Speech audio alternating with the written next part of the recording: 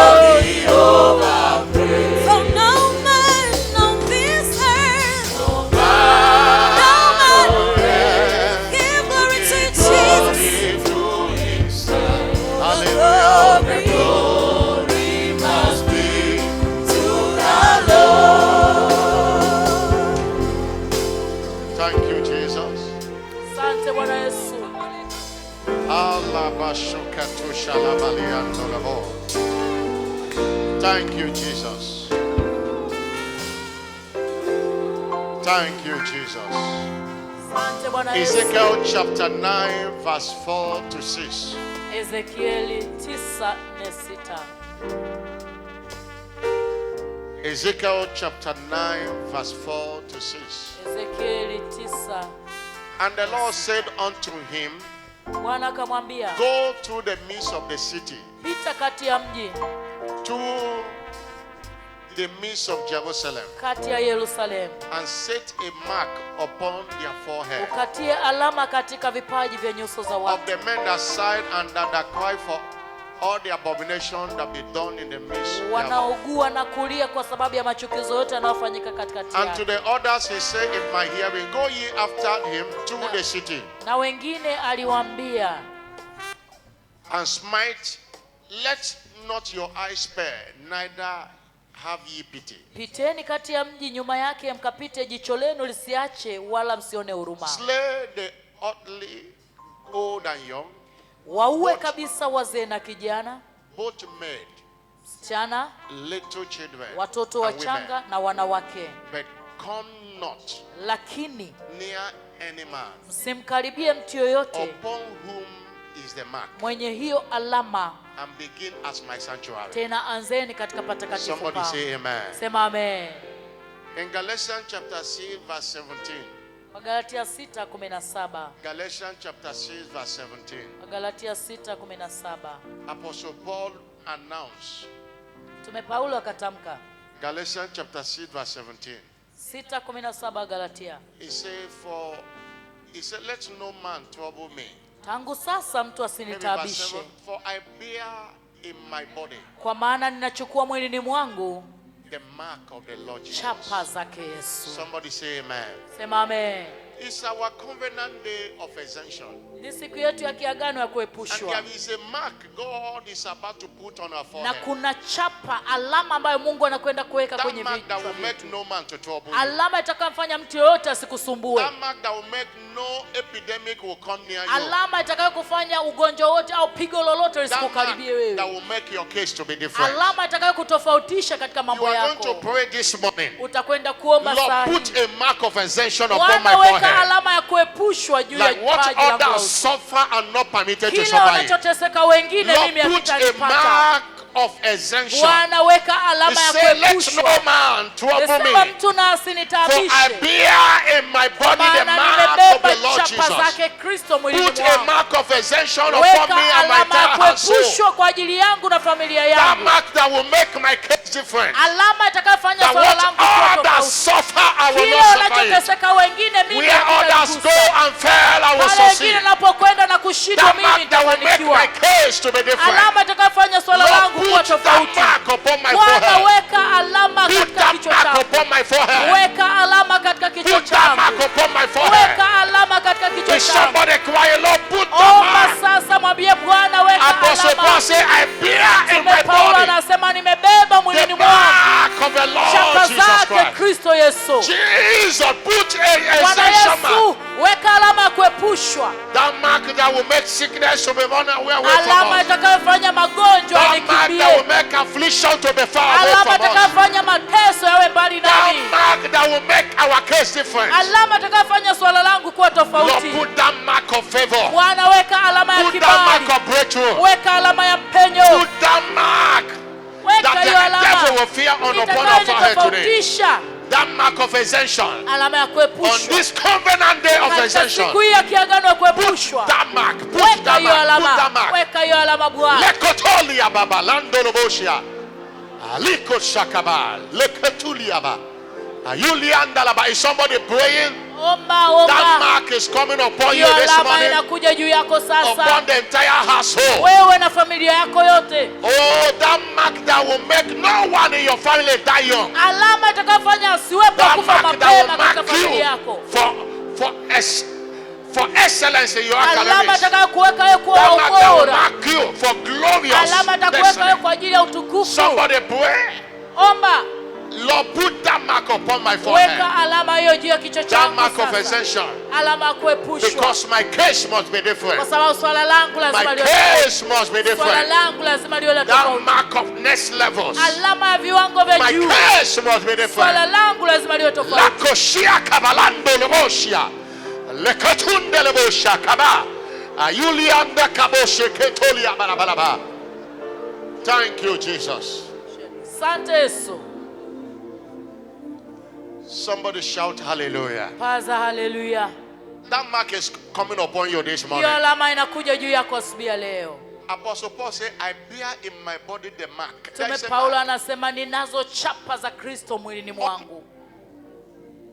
Macho yanaweza asione. Hallelujah. Haleluya. Ordinary eyes might not see the mark, Macho ya kawaida yanaweza asione. but the devil will see the mark and run away Lakini from you. shetani ataiona alama na kukimbia. Sicknesses will see that mark and they will not Magonjwa come near ataona you. alama na Evil kuondoka. will see that mark, they will not come Mabaya near you. ataona alama hayatakukaribia. No destroyer will come near you because you bear Hakuna that mark. mharibu atakayekukaribia wewe kwa sababu That umebeba mark is alama. coming upon you in this service Alama today. hiyo inakuja juu yako katika In ibada the hii. name of Jesus Katika Christ. jina kula Yesu. God is making your case to be different Mungu forever. anafanya swala lako kuwa la That what tofauti. others suffer, you will not Kile suffer it. kinachotesa wengine Where hakitakukaribia wewe. others fail, you will go there and succeed. Wanaposhindwa wengine wewe I'm not utafanikiwa. hearing a louder amen. Hey!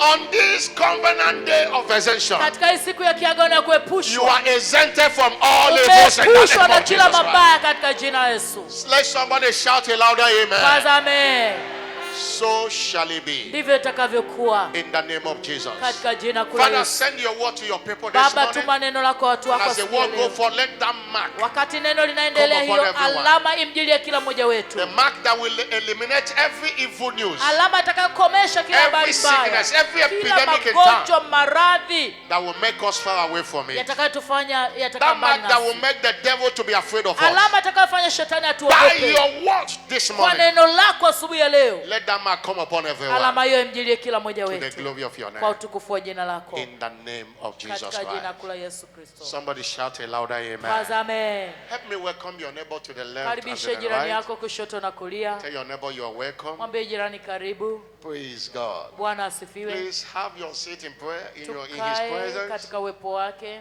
We appreciate God in heaven for all He have done since the year began. Tunamshukuru Mungu wa mbinguni kwa yote aliyofanya On tangu this mwaka last ulipoanza, Sunday na katika Jumapili ya mwisho of the 6th month of the year. ya mwezi wa 6 mwaka, Just as Pastor said during the offering, kama mchungaji alivyosema it wakati wa does not sadaka, matter what have happened in the first half. haijalishi umepitia nini nusu ya kwanza ya Those that mwaka. watch football match know what happened. Wale wanaoangalia mpira wa miguu wanajua You can kinachoendelea. be winning in first half, Unaweza ukawa unashinda kwenye nusu ya but kwanza, things can change in second half. lakini kipindi cha pili mambo We have yakabadilika. watched football matches where in the second half, Tumeangalia mpira ambapo kipindi cha a team pili that didn't do well in the first half, timu ambayo imefanya vibaya katika nusu ya grace kwanza come upon them inakuja neema juu yao and they overtake. na wanawapita na In this second kuwashinda. half, you shall Katika overtake. hii nusu ya pili wewe It utashinda. doesn't matter what have happened or what have not happened. Haijalishi nini kimetokea na nini This second half we hakijatokea. are entering tomorrow. Hiki kipindi cha pili God will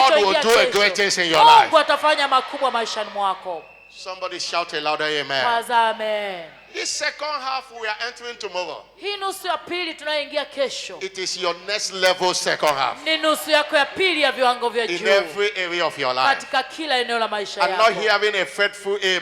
Kaza amen. I'm not hearing a faithful Kaza amina amen. kubwa. And I know Na ninajua that God that brought you thus far yule Mungu aliyekuleta mpaka hapa has a plan for you. ana mpango kwa ajili yako. And he said, I know the thought I think towards Anasema you. nayajua mawazo The nayowazia, thought of good and not of evil. mawazo ya amani wala sio ya mabaya. Hallelujah. Haleluya. To give you a future and a hope Kukupatia wewe mwisho uliotamani up to the expected end. kwa hata yule ulivyotamani. Hallelujah. Haleluya.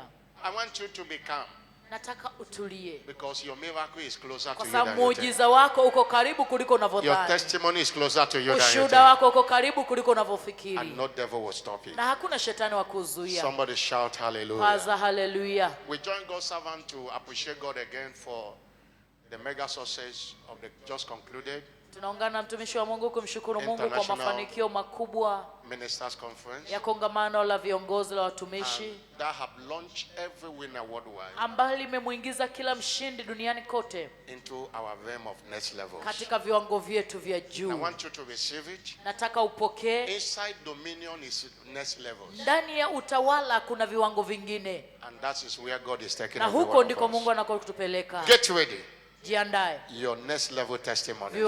shuhuda zako za viwango vingine zimefika. Hallelujah. Hallelujah. Appreciate God for journey messages. Namshukuru Mungu kwa safari salama. Just arrived this morning and prepare for this service to be here. Nimewasili asubuhi ya leo nikajiandaa kuja ibadani, But I know lakini najua that God brought you here today for something. Mungu amekuleta hapa kwa ajili ya kitu fulani. Before we go into the subject of exemption, Kabla hatujaingia kwenye somo la kuepushwa, let's be reminded that the prophetic focus for this month is wisdom from above in thrones. tukumbushane kwamba tamshi la kinabii la mwezi huu nasema hekima itokayo juu And we have been looking hutukuza au at kuinua. unveiling the reality of wisdom from above. Tumekuwa tukiangalia somo linalosema kufunua uhalisia wa hekima itokayo This is juu. part 5A. Leo ni sehemu ya 5A, Unveiling the reality of wisdom from above. kufunua uhalisia wa hekima itokayo And we juu. have said in the course of the month Na tumesema katikati ya mwezi that this wisdom is as real as God. kwamba hekima hii ni halisia kama vile Mungu alivyo, And that this wisdom kwamba hekima hii that is from above is above every other kind of wisdom. inayotoka juu iko juu ya hekima nyingine zote. In James chapter 3 verse 15 to 17, Yakobo 3:17. the Bible recognizes four major kinds of wisdom. Biblia inatambua aina 4 za hekima. There is a wisdom that is earthly, Kuna hekima ya that kidunia, is common sense, hiyo ni akili za that kawaida give common results, ambayo inaleta matokeo ya that makes kawaida, common people. anayefanya watu kuwa wa In kawaida that tu. scripture also we saw wisdom that is called devilish wisdom. Pia tumeona hekima ya kishetani, That is the one used by the devil to deceive people. ile inayotumika na shetani kudanganya watu. Also we saw another one called sexual, which is intellectual wisdom, Tukaona nyingine hekima ya akili za acquired kawaida through education. ambayo watu wanaipata kupitia kusoma, But we have the kujifunza. final one, Tuna ya divine mwisho, wisdom, hekima ya kiungu, and it is called the wisdom from above. inaitwa hekima And the itokayo Bible juu. says, first of all, it is pure, Biblia inasema kwanza kabisa ni safi, it is peaceable, because Tena it ni comes amani. from God. kwa sababu inatoka kwa That's Mungu. what makes it pure. Hiyo ndio inafanya kuwa It safi, cannot deceive you. haiwezi kukudanganya, It is peaceable. ya It amani, is gentle. ya upole, It is easy to be treated. tayari kusikiliza This maneno ya wisdom watu. from above is full of mercy. Hii hekima imejaa And rehema, this wisdom is full of good hii hekima fruits. ina matunda mema, It delivers results. inaleta matokeo This makubwa. wisdom from above is without partiality, Hekima hii haina fitina, without hypocrisy, haina unafiki, because it comes from God kwa sababu inatoka kwa Mungu and it is above all. na inatoka ni John juu ya chapter 7 zote. verse 31. Yohana The Bible 3:31. says whatever that is from above is above all. Chochote kinachotoka juu kijuu ya And as we vyote. conclude this teaching today, Tunapohitimisha somo hili leo, embrace this wisdom. ikumbatie hii hekima. You cannot do without wisdom. Huwezi kufanikiwa pasipo In hekima every area of life, katika kila eneo la maisha. no one can triumph without wisdom. Hakuna anayeweza kushinda pasipo That's why hekima. Proverbs chapter 4 verse 7 says, Mithali 4:7 nasema wisdom is the principal thing. bora hekima, Therefore get wisdom. katika vyote In vipatavyo all jipatie you're getting, hekima, get understanding. jipatie ufahamu In pia. the school of ministry, wisdom is the principal. Katika huduma In the school of hekima ni marriage, wisdom msingi. is the principal. Katika ndoa In the hekima school ndio of business, msingi. wisdom is the principal. Kibiashara hekima inafaa. In your career and profession, wisdom is the Taaluma principal. yako pia hekima ni kitu cha msingi. Somebody shout hallelujah. Paza If you want haleluya. to see the glory of God, Unataka kuona utukufu wa Mungu, embrace this wisdom. ikumbatie hii hekima. There is nothing you are doing or you will do that Hakuna wisdom is not demanded. unachofanya au utakachofanya ambacho hahitaji hekima. Proverbs chapter 3 verse 35. Mithali 3:35. The wise shall inherit glory. Mwenye hekima ataurithi It takes utukufu. wisdom to enjoy the glory reserved for you and Inahitajika I. hekima ili kufurahia But utukufu. when Foolishness, the result of foolishness is shame. bali kukuzwa kwa wapumbavu ni fedheha. No one wants to associate with anyone called foolish. Hakuna anayetaka kuwa rafiki wa mpumbavu. Somebody shout hallelujah. Kaza haleluya. Understand that this wisdom is knowing what to do Elewa kwamba hekima ni kujua nini cha and kufanya when to do it to achieve the desired result. na kukifanya ili kupata matokeo unayoyatamani. Knowing what to do Kujua nini cha and kufanya when to do it na lini ufanye to achieve the right result. ili kupata matokeo sahihi. Now you know what to do Kwamba umejua cha kufanya does not make you wise. haimaanishi wewe ni mwenye hekima. What makes you wise is doing what you know. Kitakachokufanya kuwa mwenye hekima ni utakapofanya And do it kile at the right unachokijua na kuifanya kwa wakati. Understand that wisdom manifests in 3 ways. Elewa kwamba hekima inajidhihirisha au inajifunua katika namna 3. Hallelujah. Haleluya. 1 is what you do. Moja, kwenye 2 unachokifanya. is what you say. 2, kwenye kile 3 is unachokisema. where you go. Na 3, wapi unapokwenda. What you do. Unachokifanya. When somebody behaves somehow, they say this man is wise. Mtu And when somebody anaposema behaves also, they say this one is mtu fulani unwise. akienenda fulani, wewe unasema huyu ana hekima, anasema huyu mjinga What hana hekima. shows whether you are wise or not Kinachoonyesha kwamba una hekima au is la what you do. ni yale unayoyafanya. What you do. Yale unayoyafanya. There are things you do Kuna mambo unayafanya that many will refer you as wise. wengi watakuona kama mwenye And there hekima, are things you do na also kuna many will mengine refer you utayafanya as foolish. unajulikana au At unaonekana the kama same time, there are mpumbavu. things you say, Wakati mwingine kuna mengine unasema, you'll be regarded as a wise person. watu wanakuhesabu kama mwenye hekima, And also there are things you say, you'll be lakini regarded kuna as a mengine foolish person. unasema unaonekana kama mpumbavu. There are even a place you go, Hata kuna sehemu zingine you'll unapokwenda be regarded as a foolish person. unaweza kuonekana kama That's mpumbavu. why it manifests in what you do. Kwa hiyo inadhihirika kwenye you say unachokifanya, and where unachokisema you go. na kule unakokwenda.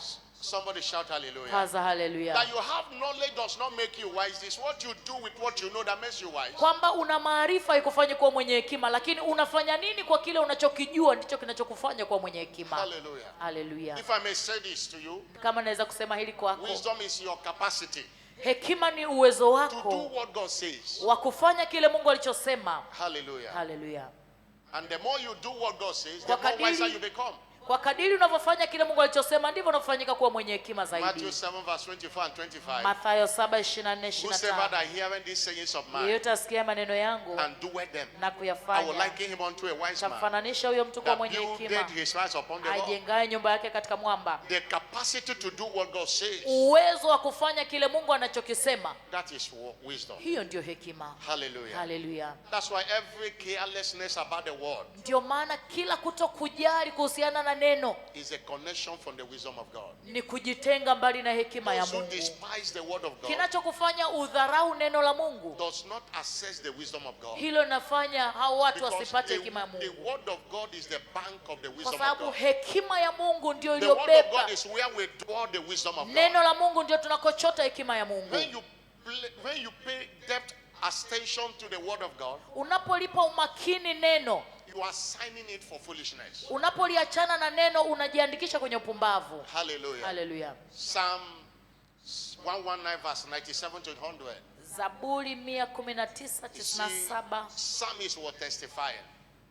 Mtunga Psalm Zaburi alikuwa 119 anatoa verse 97 to 100. 97 mpaka 100. The psalmist was testifying. Mtunga Zaburi alikuwa anatoa Oh, how ushuhuda. I love thy law. It is my meditation all day. Sheria yako naipenda mno, ajabu ndio kutafakari Two kwangu thy mchana commandments kutwa. have made me wiser than my enemies. Maagizo yako nitie hekima kuliko adui For they are zangu, ever with me. kwa maana ninayo siku Say, I have zote. more understanding than all my teachers. Ninazo akili kuliko wakufunzi For wangu thy wote, testimonies are my meditation. maana shuhuda zako ndio I understand nizifikirizo. more than the ancients. Ninaofahamu kuliko wazee, Because I kept thy precepts. kwa kuwa nimeyashika mausio What was yako. he saying? Anamaanisha That nini? any wisdom I have is because I pay attention to the word. Hekima yote nilionayo ni kwa sababu nimelipa umakini neno. Somebody shout Paza hallelujah. haleluya. Somebody shout a big Paza hallelujah. haleluya. What is the divine wisdom we are talking about? Hii hekima ya kiungu tunayozungumzia ni ipi? As we have defined in different dimensions. Kama ambavyo tumeieleza katika namna But tofauti. because of our time, let's look at one. Kwa sababu ya muda wetu tuseme Or moja. let's look at two of them today. Tuangalie viwili leo. What is, remember,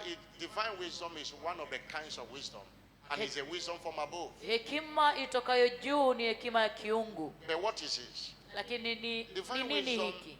is an inspired insight. Hekima ya kiungu ni ule uvuvio uliovuviwa our study of the word kutokana na kusoma kwa and neno other spiritual resources. na vyanzo vingine vya kiroho. Inspired insight Ni maarifa uliovuviwa from our study of the word kutokana na kujifunza and au kusoma other neno spiritual resources. na vyanzo vingine vya kiroho.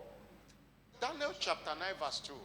Danieli 9:2 Paraphrase, Daniel say, I Daniel understood by books. anasema mimi Danieli nalielewa kupitia kusoma I vitabu. understood by books. There are inspirations I get when I read books. Kuna uvuvio ninaopata When I pale study the naposoma Bible, that vitabu. makes me wise. Ninaposoma Biblia inanihekimisha.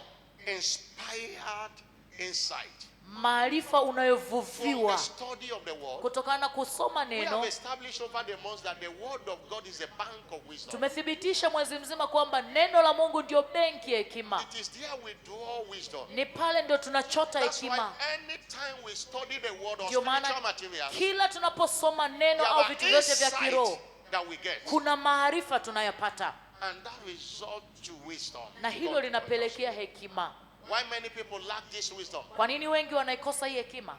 They can do everything they will, but they can't sit down and study the word. Wanaweza fanya chochote wanachoweza, lakini hawezi kukaa They chini na can't kusoma sit down Biblia. and read any anointed material. Hawezi kukaa chini na kusoma vitabu au vitu vingine vya Many kiroho. have been in church many years. They have never finished one book of the Wengi word. wako kanisani miaka mingi, hajawahi maliza kitabu hata And they kimoja, lack that wisdom. na wamekosa hiyo hekima. Somebody shout hallelujah. Paza haleluya. Somebody shout a bigger Paza hallelujah. haleluya.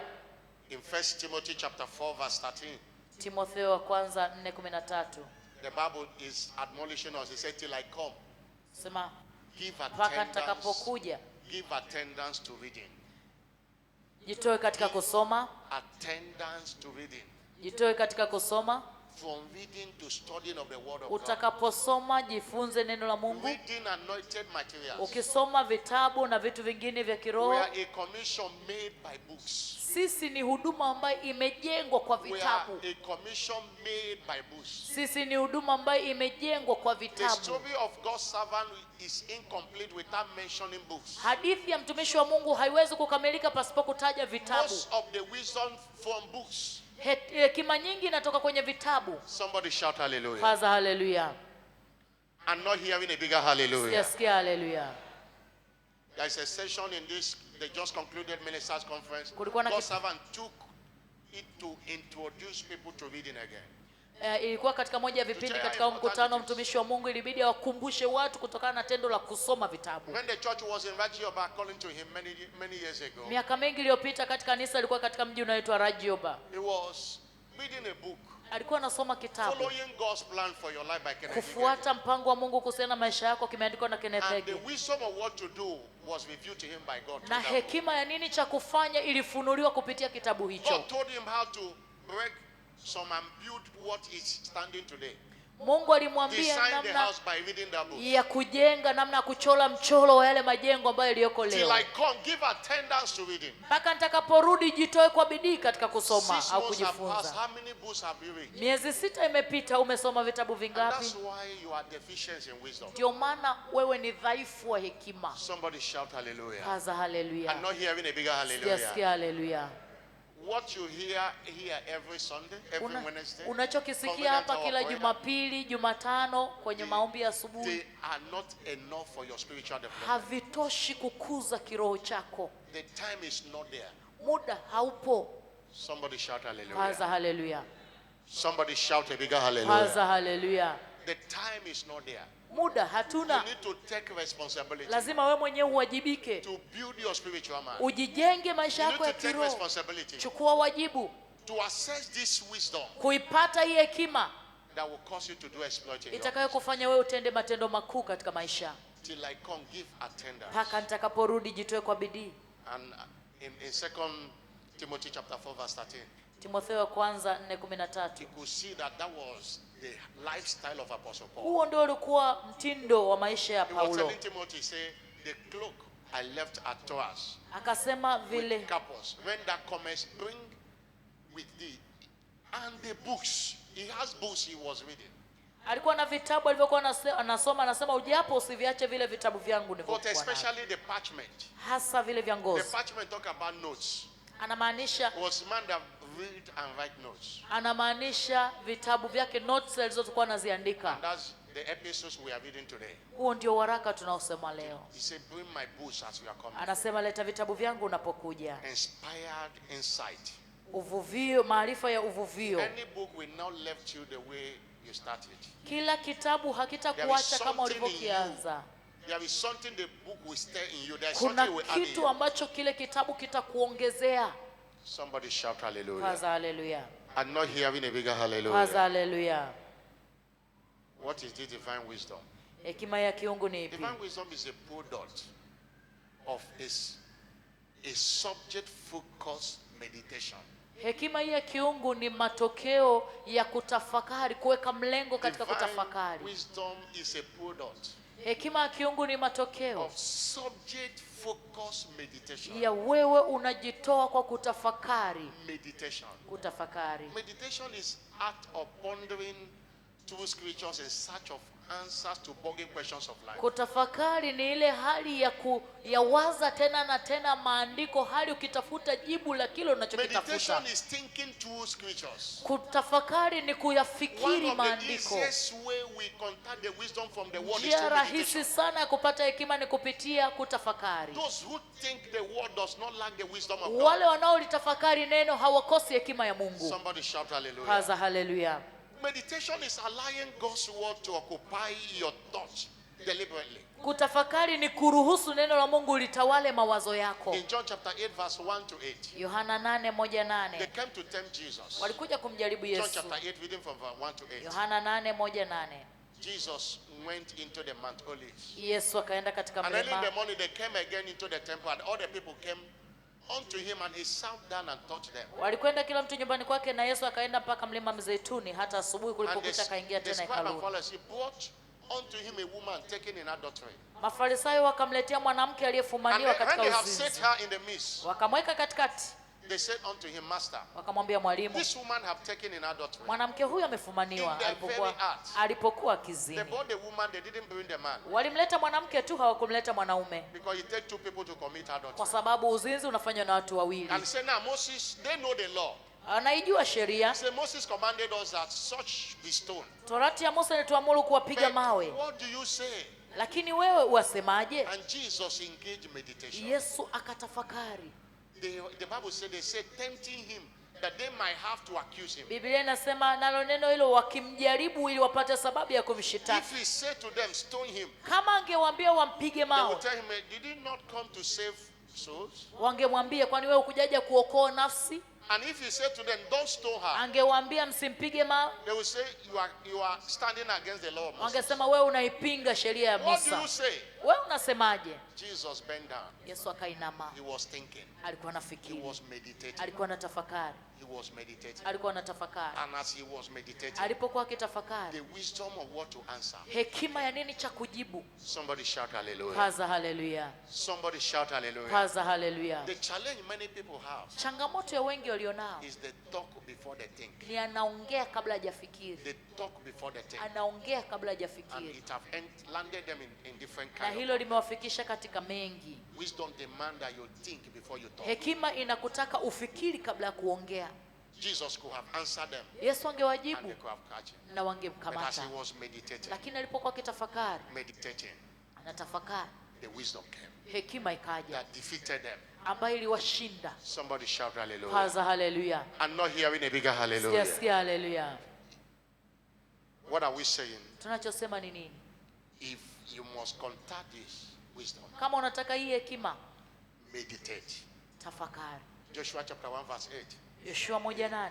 God told Joshua, this book of law shall not depart out of thy mouth. Kitabu Thou hiki shalt- cha Torati He said, kisiondoke thou shalt kinywani mwangu. meditate. Thou shalt meditate. Nawe utatafakari During day and night. maneno and yake mchana na usiku. You meditate the scriptures. Utatafakari maandiko. You assess the word from the wisdom from scriptures. Hapo utaipata hekima inayotoka katika Don't maandiko. be too forward to talk. Usiwe wa Don't kiherehere be too forward kuongea. to answer. Think. Fikiri kwanza. Ponder on the word of God. Tafakari neno la Mungu. Meditation is spiritual reasoning of the word. Kutafakari ni kutafakari kiroho katika neno la Mungu. The art of meditation Na is tendo a la sure way of kutafakari wisdom. ndio njia ya hakika ya kupata hekima. Somebody shout hallelujah. Paza hallelujah. I'm not hearing a bigger hallelujah. Paza hallelujah. Let's allow the word of God occupy our thoughts. Turuhusu neno la Mungu litawale mawazo Let's yetu. think the scripture. Tulifikiri neno au maandiko. Somebody shout hallelujah. Paza hallelujah. Proverbs 23 verse 7 say, as in thinketh in his Mithali heart, 23:7, afikirivyo au if you ajionavyo mtu. think the word of God, you will manifest the wisdom of the world. Ukifikiri neno la Mungu utadhihirisha neno la Mungu. Praise God. Bwana asifiwe. I'm not hearing a louder amen. Sijasikia amen. How do I assess this wisdom? Naipataje hii hekima? Through commitment to continuous feeding on the word. Kupitia kuendelea kujilisha katika neno. Commitment to continuous feeding on the word. Kuendelea kujitoa katika kujilisha neno la Mungu. 2 Timothy chapter 3 verse 16 to 17. Timotheo wa pili 3:16-17. You say all scripture is given by inspiration of Maandiko God, yote yametolewa kwa ajili and ya it is profitable to doctrine, lafaa kwa ajili ya for reproof, mafundisho na for kuonya correction, na watu for makosa instruction yao in righteousness, na kuwaongoza na that the man of kuwaadabisha God may katika be haki, perfect, thoroughly furnished unto ili all mtu wa good Mungu works. awe kamili, aliyekamilishwa apate kutenda kila When tendo you are jema. committed to the continuous feeding on the word, Unapojitoa kuendelea kujilisha neno la you come Mungu, to church, you feed on the word. unakuja kanisani You go unajilisha home, you neno, feed on the word. unaenda nyumbani unakula There is no neno. how you will not manifest. Hakuna namna hautadhihirisha hii hekima. Anytime anything comes, what comes out of you is the word. Wakati wowote kinachotoka mdomoni mwako kitakuwa ni neno. If you put a sponge in the water Ukiliweka sponge au godoro kwenye and maji, bring it out, ukilitoa, when you squeeze it, ukilikamua, it is water that will come ni out. maji ndio itakayotoka. When you enter into the word Wewe unapoingia kwenye and neno also allow the word to enter na into you, ukaruhusu neno likuingie, anywhere you are, kila utakapokuwa, any challenges of life, changamoto yote ya maisha, you will manifest the word. utalionyesha And the hilo word neno, is the wisdom of na God. neno ndio hekima ya Mungu. Be committed Jitoe to study the word, kujisomea neno, feeding on the word, jilishe neno, and you will manifest the wisdom of God. na utaidhihirisha hekima ya Somebody say Mungu. amen. Paza amen. Somebody say amen. Paza amen. Anywhere you are found, Popote unapokuwa, people will hear the wisdom from your watu mouth. watasikia hekima I'm not itokayo hearing ndani a yako. louder amen. Sijasikia amen. Any situation you are found, Changamoto yote ambayo utajikuta the uko, wisdom of God will manifest over hekima you. ya Mungu itadhihirika kupitia Every wewe. form of mediocrity in your life is Kila over namna ya today. kushindwa Every form unakoma of leo. foolishness in your life is over Kila namna ya today. ujinga imeisha ndani I'm yako. not hearing a louder Sisikia amen. I'm not hearing a louder amen. Paza amen. And by the wisdom of God, Na kwa hekima ya Mungu, your exploit is sure. matendo yako makuu ni I'm not hearing a hakika. louder Paza amen. amen. And I decree upon your life Na natamka juu ya maisha yako, that the spirit of wisdom roho ya hekima comes upon you afresh in the name ije of juu Jesus. yako kwa upya katika jina la Yesu. And the grace to study the word of God, Neema ya kusoma na the kujifunza grace neno to la Mungu. feed on the word of Neema ya God, kujilisha neno la Mungu. receive it now in the Pokea name of sasa Jesus katika Christ. jina la Yesu. So shall it be. Ndivyo itakavyokuwa. On the covenant day of exemption, Katika hii siku ya kiagano ya we kuepushwa, want to be reminded nataka kukumbushana that by redemption, kwamba kwa ukombozi we are not permitted to suffer what the world around us suffers. haturuhusiwi kuteseka kile ambacho wengine wanateseka, Because we serve a God that exempts his people. kwa sababu tunamtumikia Mungu anayewaepusha au kuwatenga watu wake. We saw from scriptures, Tumeona kwenye maandiko and the Bible is also a book of testimony. kwamba Biblia pia ni kitabu cha shuhuda. In case you don't know what God will do next, Labda kama hujui Mungu atafanya nini go and kinachofuata, find out what he did in the past. nenda ukasome alifanya nini huko And he nyuma. said, I am the Lord, I change not. Anasema mimi ni Mungu Malachi nisiyebadilika. chapter 12 verse 6. Malaki I 3:6. am the Lord, I change not. Mimi ni Mungu nisiyebadilika. If he exempted people, Kama aliwatenga na kuepusha huko exempted nyuma, the church in the wilderness, akaliepusha kanisa la jangwani, we have greater opportunity na sisi tuna fursa kubwa zaidi to be exempted by him. ya kuepushwa na We are yeye. the church purchased by the blood of his dear Sisi son. ni kanisa lililonunuliwa kwa damu ya mwanaye. He is ever ready to exempt us. Yuko tayari daima kututenga na Somebody shout kutuepusha. hallelujah. Paza haleluya. We saw how God exempted the Israelites Tumeona jinsi Mungu alivyowaepusha from the Waisraeli plague that came upon mbali Egypt. na mapigo yaliyowafikia I Misri. don't have time to read all the scriptures, Sina muda wa kusoma maandiko but I want to yote, mention few of them. lakini nataka nitaje machache. The first one was swine of flies, Ya kwanza ilikuwa ni manzi, which connote decadence. ambayo maana yake ni uharibifu. The children of Israel were exempted from it. Wana wa Israeli waliepushwa pamoja na In hayo. Exodus chapter 8 verse 20 to 24. Kutoka 8:20-24. Egyptians suffered it in the same land. Wamisri waliteseka na manzi But katika God nchi hiyo, exempted his people. lakini Mungu aliepusha watu wake. God will exempt you today. Mungu atakuepusha wewe. We saw in Exodus chapter 9 verse 1 to 7. Kutoka 9:1 mpaka 7. Death of cattle, Kufa kwa wanyama, and which imply collapse of businesses and ambaye career. maana yake ni kuharibika au kufilisika kwa But biashara the na children of taaluma. Israel were exempted. Lakini wana wa Israeli While the walitengwa, cattle of Egyptians died. wakati wanyama mifugo ya Misri In the wakiwa same wanakufa. land with the same climate and the same weather. Sambamba mji ule ule, kila kitu, hali ya We hewa sawa, serve a God of exemption. lakini tunamtumikia Mungu wa And kuepushwa. that God of exemption is your Na own huyu God. Mungu wa kuepushwa ni Mungu He wako. will exempt you from all the ways Atakutenga of this wewe earth. mbali na kila mabaya ya maisha He will haya. exempt your business from collapsing for Ataitenga you. biashara yako na uharibifu na kuanguka. I'm not hearing a louder amen. Nasikia amen.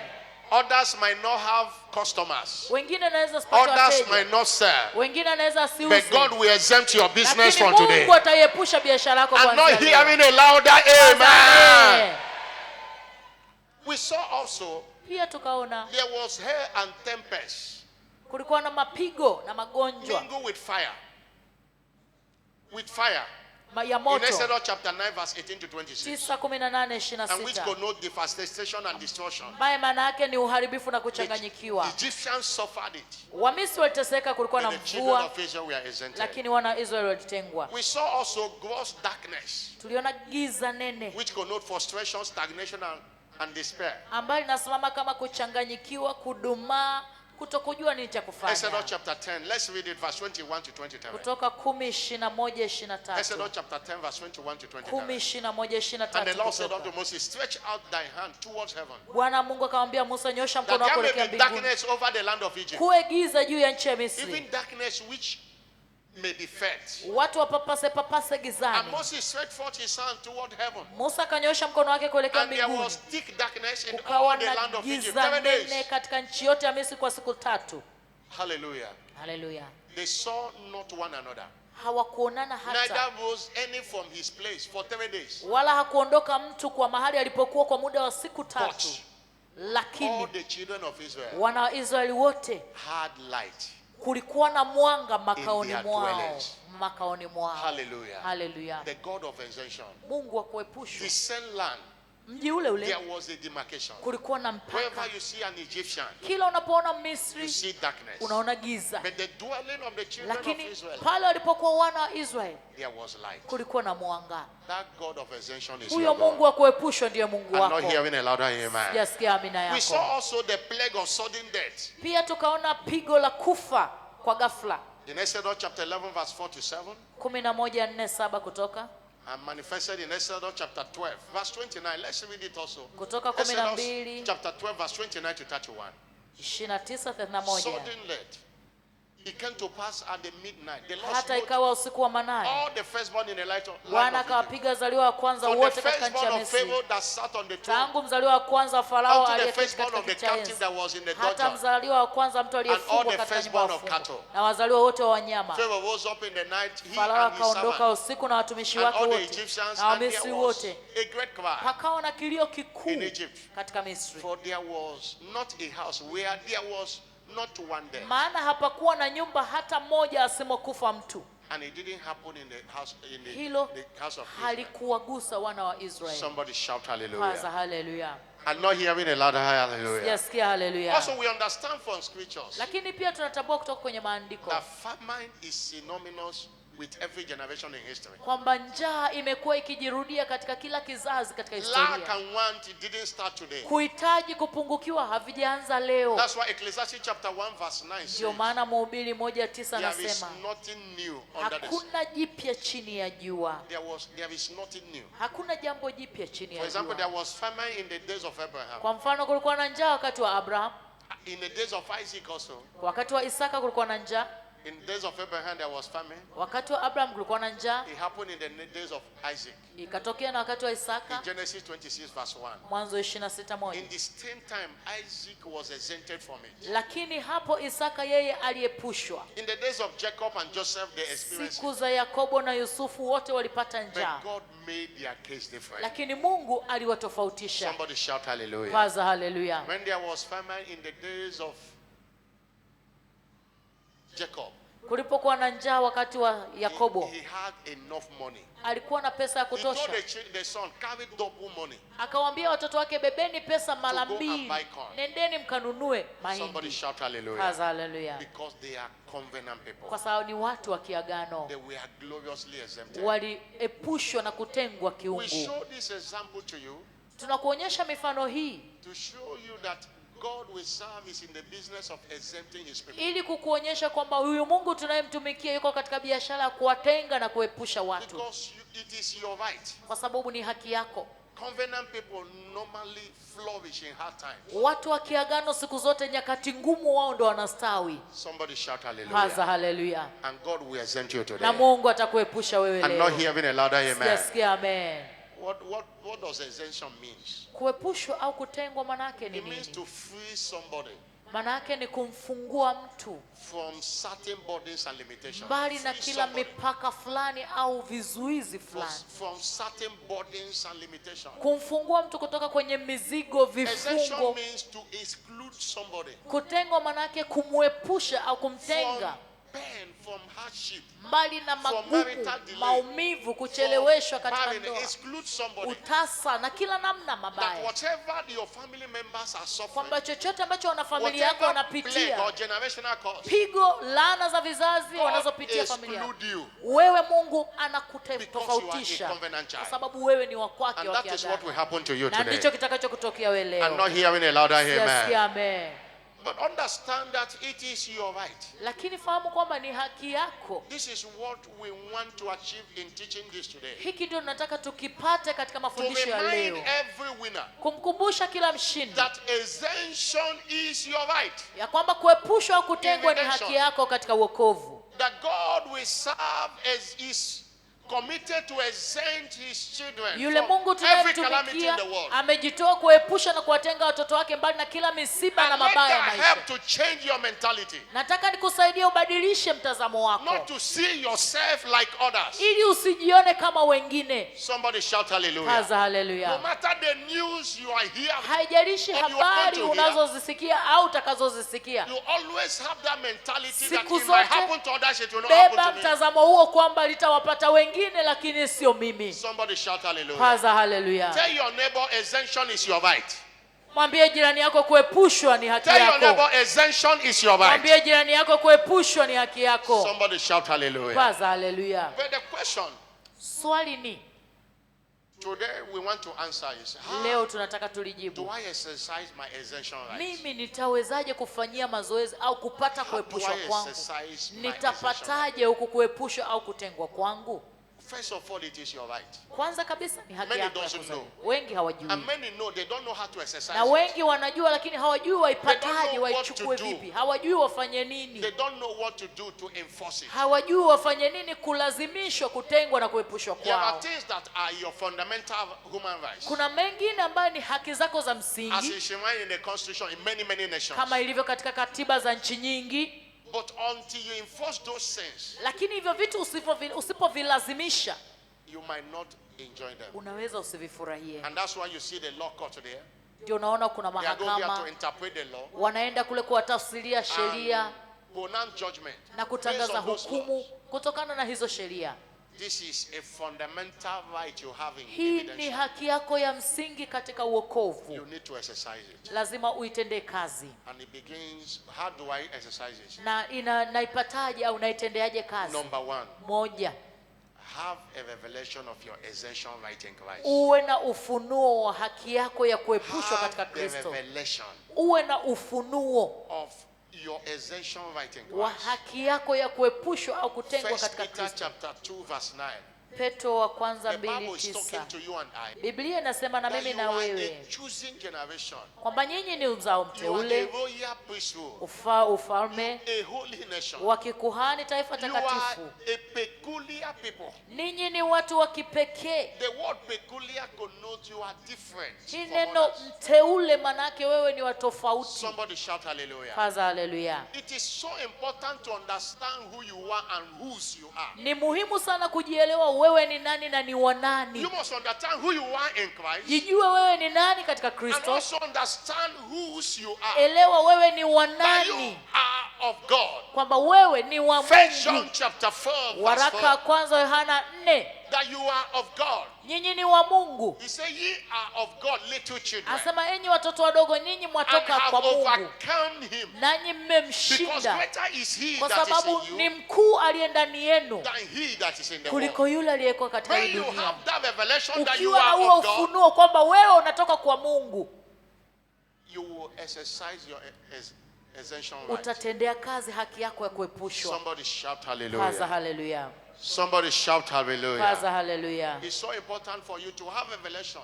Ni muhimu sana kwa wewe kuwa na huo It's ufunuo. not that somebody tells, oh, pastor, tell me I have right. Swala sio mchungaji ameniambia nina Go haki. and find it from scriptures. Nenda katafute mwenyewe kwenye maandiko That you are saved to be different from kwamba others. mimi nimeokolewa That ili niwe what tofauti others na suffer, wengine. you are not permitted to Pale suffer. wanapoteseka wengine, mimi siruhusiwi kuteseka. Others might die in accident, you are not Wengine permitted to die. wanaweza yourself. kufa katika ajali, mimi siruhusiwi kufa katika ajali.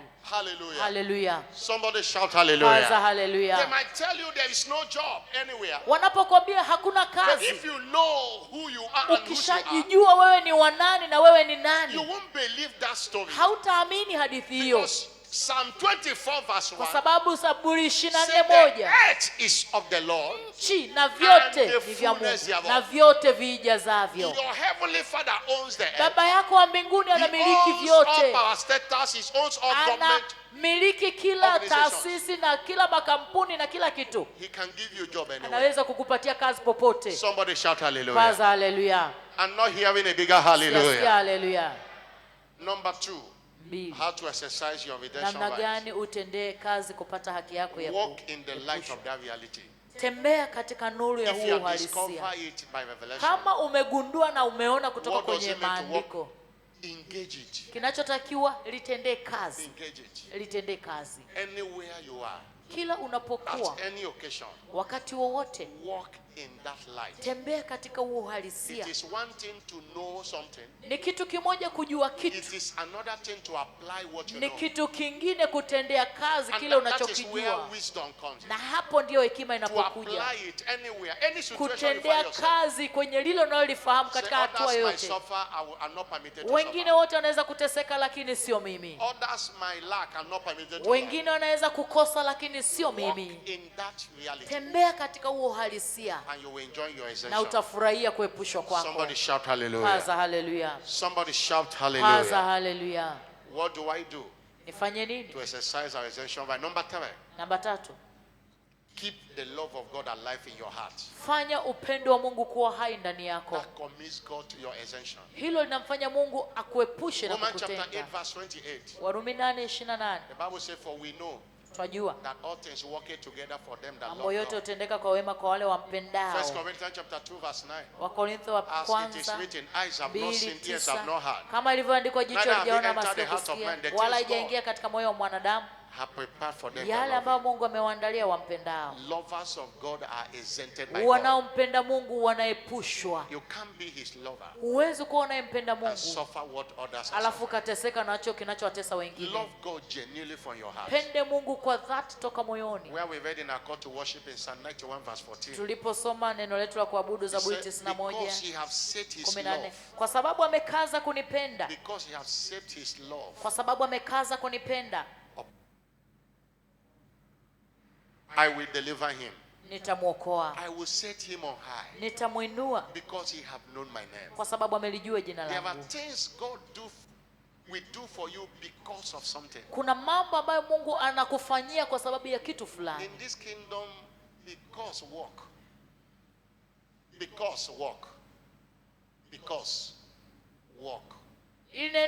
Katika ufalme huu ile kwa sababu inatenda He kazi told au ina Abraham and faida. said, because you have done this, Akamwambia Abraham, kwa sababu in umefanya blessing hivi, I will bless you. katika kukubariki And nitakubariki. look at where we say, because he set his love Hapa upon Zaburi 91 anasema kwa sababu amekaza you. kunipenda. Your exemption will come because you love God. Kuepushwa kwako kutakuja tu kwa sababu unampenda Love Mungu. God genuinely. Mpende Mungu kwa dhati. Hallelujah. And when we are Hallelujah. talking about love, is your heart panting after God. Tunapozungumzia upendo ni pale moyo wako kuwa na Does the shauku kwa things ajili ya of God Mungu. move you? Je, mambo ya Mungu Does the yanakugusa? things that move God move you? Je, mambo yanayomgusa Mungu yanakugusa wewe? Are you coming to God because of what he offers? Je, unakuja kwa Mungu kwa sababu ya zile baraka Or zake because of his person? au kwa sababu ya jinsi yeye alivyo? Lovers of God comes to God because of his person, not because of his Wanaompenda product. Mungu wanaenda kwa Mungu kwa sababu yeye ni Mungu na sio kwa sababu ya chochote watapata. And they never lack his Na product. hawakosi baraka They never zake, lack his provision. hawakosi ugavi Love wake. God for who he is, Mpende Mungu jinsi yeye alivyo, not because of what he offers. sio kwa sababu amekupa au And hajakupa. that's why a lot of people are Na disappointed. ndio maana wengi wameumizwa When na their kukwazika testimonies are delayed, pale ambapo hawajapata ushuhuda waliotaka. you won't see them in church again. Waoni kanisani They tena, won't serve again. hawatatumika They tena, begin to castigate God. hawameanza and castigate kumsema church. vibaya na Because kumkasirikia their Mungu, love was based on what God kwa sababu offers, upendo wao ulikuwa kwa sababu ya kile Mungu not on atakachowapatia what God na sio is. Mungu yeye alivyo. Somebody shout Paza hallelujah. haleluya. It's a new day for you Ni today. siku mpya kwako leo. Somebody shout a louder amen. Paza amen. What do I do? Nifanye Number nini? 4, Namba 4, to exercise our redemption rights. ili kupata haki yangu ya Exemption wokovu, right. haki yangu ya Number 4, kuepushwa. 4, engage with the covenant of seed time and harvest. tendea kazi agano la kupanda na kuvuna. This is what exempts you from financial hardship. Hiki ndicho kitakachokuokoa katika ugumu wa In kifedha. Malachi chapter 3 verse 6 to 18, Malaki 3:6-18. let me just read verse 12. See how God Some is mstari wa committed. 12, Malaki 3. No, verse 11. He said, I will rebuke the devourer Nami nitamkemea alaye, because you are a covenant practitioner. kwa maana nyinyi mnalitendea kazi I am agano. committed Nimejitoa to exempt you that the devourer will not devour yours. kukuepusha wewe kwamba yule alaye hata kufikia wewe. He started by saying, bring all the tithe into my store. Alianza kwa kusema leteni zaka And kamili put me now ghalani with- ili kiwemo chakula katika nyumba I will yangu. not open the windows of heaven. Kanijaribu kwa njia hii muone And kama I am sitawafungulia madirisha mbingu. committed to exempt you. Nimejitoa kukuepusha. This is one of the things you need to do Hii ni moja ya vitu unayotakiwa kuvifanya if you must be exempted. kama unataka kuepushwa. Somebody shout hallelujah. Paza haleluya. I'm not hearing a bigger hallelujah. Paza haleluya. There's this prophetic word in Malachi chapter 4 verse 1 to 4. Malaki 4:1-4 kuna hili neno la It's already kinabii. happening. Tayari He said, inatokea. behold, the day cometh Kwa maana angalieni siku ile inakuja.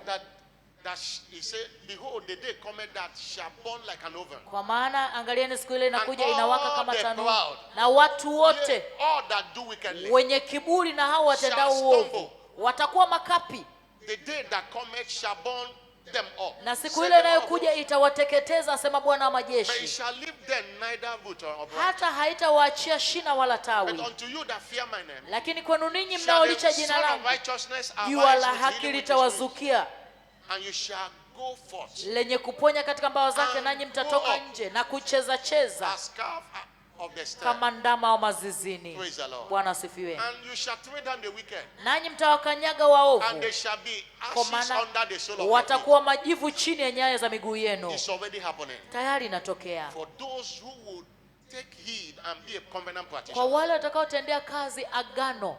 If you don't want to cry with others tomorrow, Hutaki kulia na wengine kesho when they are saying there is no money, wanaposema hela hamna, if you want to enjoy surplus, unataka kufurahia utele, if you want God to exempt you unataka Mungu from akuepushe financial hardship, mbali na ugumu wa from kifedha lack, na uhitaji, practice the covenant. tendea kazi agano. Your seed speaks in the day of trouble. Mbegu yako inanena siku yako ya taabu. Your seed speaks in the day of Mbegu trouble. zako zinanena siku yako ya Psalm taabu. 20 verse 1, Zaburi 21 1 to 3. mstari wa kwanza mpaka wa The Lord 3. hear thee in the day of trouble. Bwana akusikie siku ya There dhiki. is a day called a day of trouble. Kuna siku inaitwa siku ya dhiki.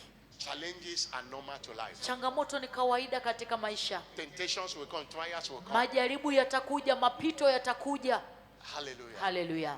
But for you to be out of it, the Lord will send you help. Ili utoke, Mungu atakutumia msaada kutoka patakatifu pake. He will remember your offerings. Azikumbuke sadaka zako zote. If you are not a covenant partner, what will he remember? Kama wewe hutendei kazi agano, hutoi hizi sadaka, atakumbuka nini kwako? Many of us, God have nothing. There's nothing God can remember. Wengi wetu hakuna chochote cha kumkumbusha Mungu katika maisha Be a yetu. covenant practitioner. Tendea kazi agano. Your seed speaks in the day of trouble. Mbegu yako itakunenea siku ya taabu, To exempt you from the woes ili of this world. kukuepusha mbali na mabaya ya dunia. Somebody shout Kaza hallelujah. hallelujah. What do I do?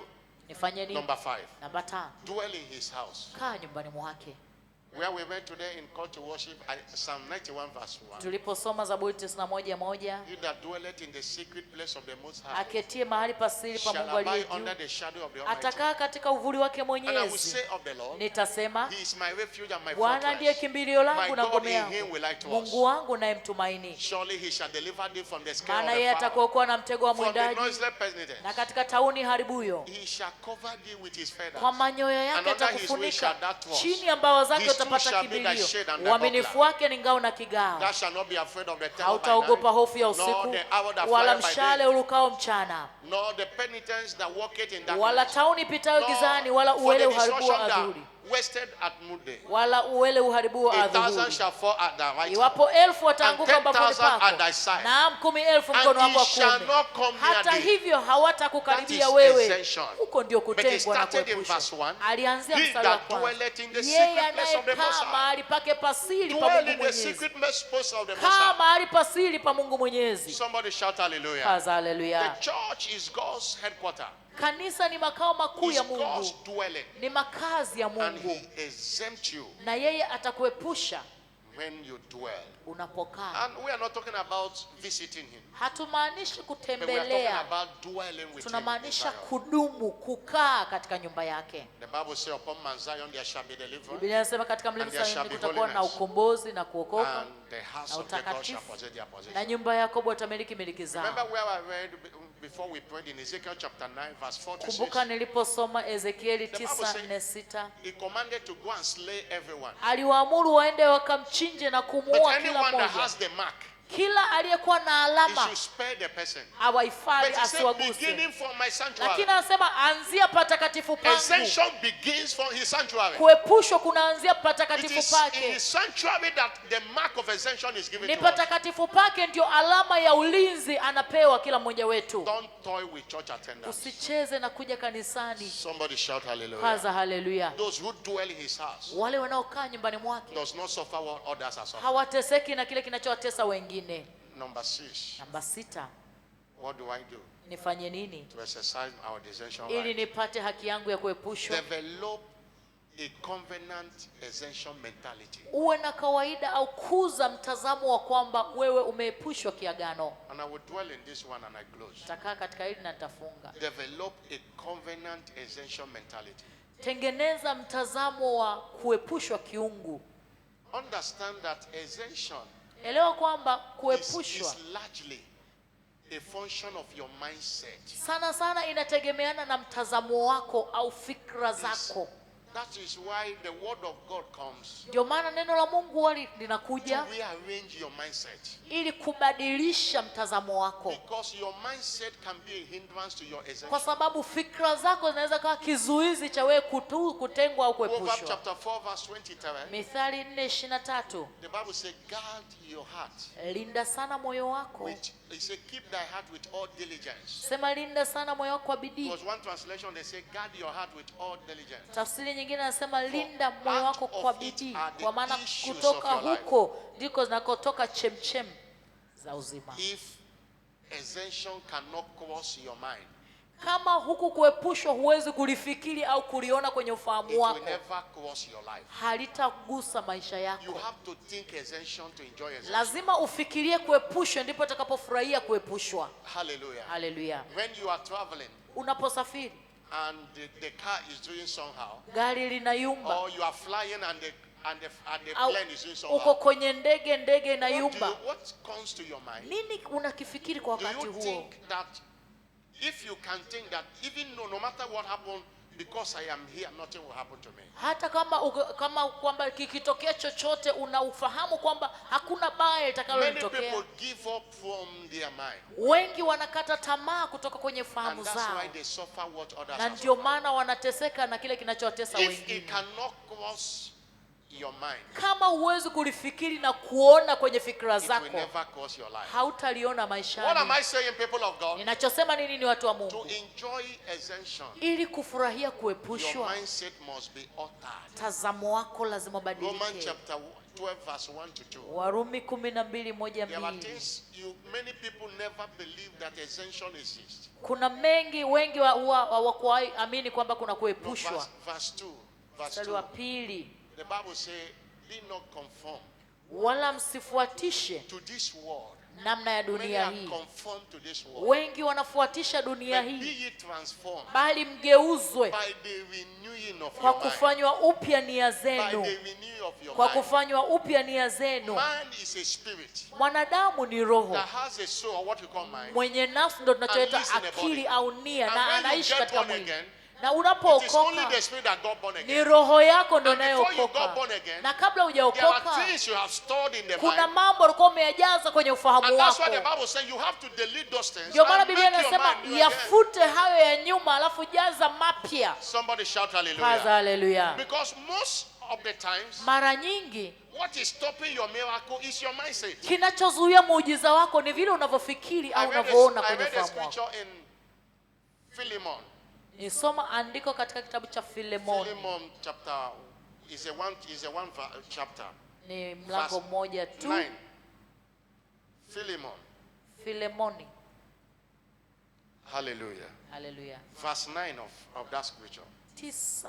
Mstari wa 9. Verse 14. Mstari Can wa you get it for me? 14. Philemon chapter, that is 1 verse 14 of it. Filemoni Look at what the 1 Bible says. mstari wa 14. But without thy mind, will I do nothing. Pasipo ufahamu wako siwezi kufanya lolote. I will do nothing. Siwezi fanya Most of the time, lolote. our mindset is our challenge. Mara nyingi sana mtazamo wetu ndio changamoto Because zetu. you see Ephesians chapter 7 verse 20. Waefeso The Bible says, 3:20 anasema, now unto him na sasa that kwake is yeye able to do awezaye exceeding kufanya abundantly zaidi above all that we ask or think. zaidi ya tuombayo na tuwazayo. Our mindset and our thoughts Mtazamo wetu na mawazo yetu have hindered most of our blessings. vimezuia baraka zetu You can't nyingi. enjoy an exemption until your mind is altered. Huwezi kufurahia kuepushwa mpaka ufahamu wako badilike. Your mind is like a computer. Ufahamu wako ni kama kompyuta. Whatever you stored there can be deleted. Kile unachokiweka unaweza kukifuta kwenye kompyuta When they yako. get back to you and I, Walipokuzaa mimi na our wewe, mind was a clean state. fahamu zetu zilikuwa safi. One philosopher called John Locke Mwanafalsafa mmoja anaitwa said John he Locke called it tabula rasa. That is a clean state. anaita hali ya kuwa safi But isiyokuwa as we na are uchafu. growing, Lakini tulipokuwa tunakuwa two various agents of socialization, kupitia mawakala wengi wa we begin to store something in our mahusiano, mind. tukaanza kuingiza And when vitu we kwenye get fahamu born zetu. again, Tulipookoka, those things does not disappear automatically. hayo mambo huwa yatoki You have to yenyewe. take responsibility. Lazima wewe mwenyewe uwajibike Start deleting na them kuanza kuyafuta, and storing the word of God inside alafu your mind. anza kuweka neno la Mungu ndani ya ufahamu wako. Otherwise, whatever is there, that's what you'll be thinking. Vinginevyo kile kilichoko ndo And it will utakachokifikiri hinder na kitazuia your exemption. kuepushwa kwako. Somebody shout hallelujah. Haza haleluya. I'm not hearing a louder here. Sikia Hallelujah. haleluya. God is limited Mungu ana ukomo when your mind is limited. pale akili yako He said, inapokuwa without na your mind, ukomo. I will do nothing. Pasipo fikra zako au nia You yako need siwezi kufanya a lolote. revelation Unahitaji that ufunuo will revolutionize your mind utakaobadilisha ufahamu wako for you to enjoy exemption. ili ufurahie kuepushwa. There are certain things Kuna vitu fulani you must mind lazima uwe makini for navyo you to enjoy exemption. ili kufurahia And I will kuepushwa, list few of them. na nitavitaja. He said, don't mind this. Those things we say, it Sema does not usijali matter. acha. Tunasema hayana In the maana. kingdom of God, Katika ufalme wa Mungu they are matters arising. ndio haya yanayoinua mambo. They are small forces that spoil the Ni vine. vitu vidogo vidogo vinavyoharibu. No matter how somebody lay hand and lay leg on you, Haijalishi mtu akakuwekea mkono au pour mguu, anointing or a gallon of anointing oil on you, akakumiminia pipa la mafuta, until your mind is altered, ufahamu wako you will usipobadilika hinder your blessing. utazuia baraka zako. Somebody shout Kaza hallelujah. haleluya. When you go to pray for somebody Unapoenda kumwombea mtu who is sick, ambaye ni and that mgonjwa, person has made up his or her mind to die, alafu huyo mtu ameshaamua kufa, it will be difficult for that person to itakuwa survive. ni ngumu kwa huyo mtu kupona. Somebody shout Kaza hallelujah. haleluya. That is why every time I meet somebody sick, Ndio maana pale ninapokutana na mtu I ambaye ni normally talk to the mgonjwa, person first. wanaongea naye Don't give kwanza up in your mind. kwamba usikate tamaa kwenye fahamu zako. Hallelujah. Haleluya. Because if the person cannot give up in them, Kwa sababu ule mtu usipokata tamaa ndani yako, very soon the body will come to normal. muda sio mrefu mwili utapona tu, utakuwa There are sawa. things you must mind Kuna mambo ambayo lazima uwe makini nayo if you will enjoy exemption. kama unataka kufurahia Somebody kuepushwa. shout hallelujah. Kaza haleluya. The first one is mind what you think. Cha kwanza uwe mwangalifu na unachowaza. Over 23 verse 7. Mithali 23:7. As he thinketh in his heart. Aonavyo, kwa Kiingereza anasema So unavyofikiri ndivyo ulivyo. If you think Ukifikiri evil cannot touch you, kwamba mabaya hayawezi kukugusa, evil cannot touch you. mabaya hayatakugusa. If you think that Ukifikiri you cannot be involved in an accident, kwamba huwezi kupata ajali, you will never be involved in an accident. hautapata ajali. If you think exemption, Ukifikiri umeepushwa, you will enjoy exemption. utafurahia If kuepushwa. you think otherwise, Ukifikiri tofauti, you will enjoy what you will suffer what others are utateseka suffering. na yanayowapata wengine. Mind what you think. Uwe mwangalifu na unachofikiri. Somebody shout hallelujah. Kaza haleluya. I'm not hearing a bigger hallelujah. Siasikia haleluya. That's why scripture admonishes us. Ndio maana maandiko yanatuonya. Philippians chapter 4 verse 8. Wafilipi 4:8. It's not everything that comes to your thought you should. Sio kila unachokipata mawazoni mwako He ukifikiri. said, finally, brethren, Hatimaye wapendwa, whatever things that are true, yoyote yaliyo ya kweli, whatever things that are yoyote honest, yaliyo ya star, whatever things that are just, yoyote yaliyo ya haki, whatever things are pure, yoyote yaliyo ya safi, whatever things that are yoyote lovely, yenye kupendeza, whatever things that are good report, yenye sifa if there njema, is any virtue, ikiwepo wema if there wowote, is any praise, ikiwepo sifa nzuri think yoyote, on these things. yatafakarini Anything you hayo. are thinking that cannot be classified here, Chochote ambacho nakifikiri hakipo we katika hinder hili, your exemption and your blessings. kitazuia baraka zako na kuepushwa kwako. Mind what you think. Uwe makini na unachokifikiri. Somebody shout hallelujah. Kaza haleluya. God go beyond what we ask to what we think. Mungu huwa anaenda zaidi ya kujibu zaidi hata yale tunayowaza. People of God, Watu wa think Mungu, exemption. fikiri Tell your kuepushwa. neighbor, think Mwambie exemption. jirani yako fikiri Tell your kuepushwa. neighbor, think exemption. Mwambie jirani yako fikiri That's kuepushwa. how you start. No matter Hivyo ndio what is happening, unavyoanza. Haijalishi nini kinatokea, no matter what is happening when you are flying, haijalishi kinatokea nini ukiwa angani, you don't think that you can crash anything. wala And it hufikiri will never kupata happen. ajali, wala No matter hautatokea. what is happening when you are driving. Haijalishi nini kinatokea When you unapoendesha, think that you cannot be involved in accident, ukijua kwamba huwezi pata ajali, it is settled. But imekamilika. if you think otherwise, you will Lakini see. ukifikiri tofauti utaona. Somebody shout hallelujah. Paza haleluya. If you understand what I'm saying, shout a bigger Kama umeelewa hallelujah. nilichosema, paza haleluya. What am I saying, people of God? Nachosema ni nini, watu wa Mungu? Think it first, Fikiri kwanza, and you will leave it next. utakiishi. Think it first. Kifikiri kwanza. And it's not only the subject of exemption. Na It cuts sio across a lot swala of la things. kuepushwa tu, ni kila eneo.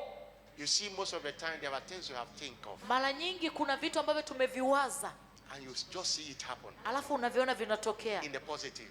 katika Say, chanya. I just thought of something now, Nilifikiria hiki kitu sio muda mrefu and I see it happen. na kimetokea. It have happened to me several times. Imeshanitokea mara nyingi. I thought of getting something one day, Ni siku moja nilikuwa and I nimefikiria never kupata kitu mentioned it to anybody. na wala sikumwambia yoyote. And I saw somebody bringing that Nikaona exact what I need. mtu I thought analeta kile nilichokuwa nakifikiri. it happens. Imeshatokea. That's why if you think exemption, Ndio maana ukifikiri kuepushwa, you will see exemption. utaona kuepushwa. Somebody shout Paza hallelujah. haleluya. I'm not hearing a bigger Yasikia hallelujah. haleluya.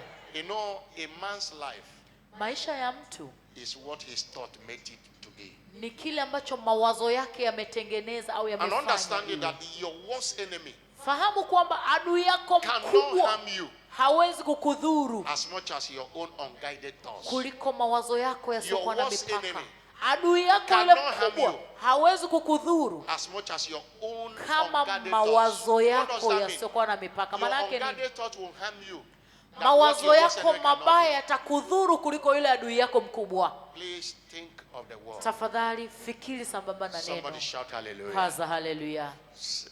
Isaiah 1 verse 18.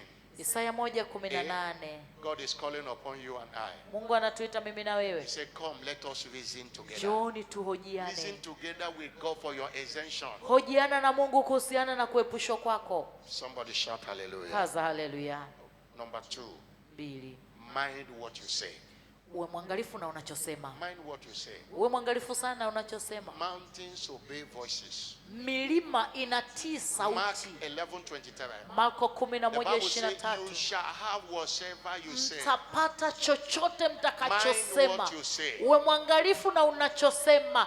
Psalm 18 verse 45 and 45. Zaburi It 18:44-45. said, as soon as they hear of me, Watakaposikia habari zangu they shall obey me. watatii. Strangers shall submit themselves unto me. Wageni watakuja na The strangers shall kuninyenyekea. fade away. Wageni watakimbia. Mind what you say. Uwe mwangalifu na You should be unachosema. declaring your exemption. Tamka kutangazwa That is one of the things we learn kuepushwa. from Bishop Oyedepo. Hicho ni moja ya vitu tulivyojifunza Keep on kutoka kwa declaring. Askofu Oyedepo.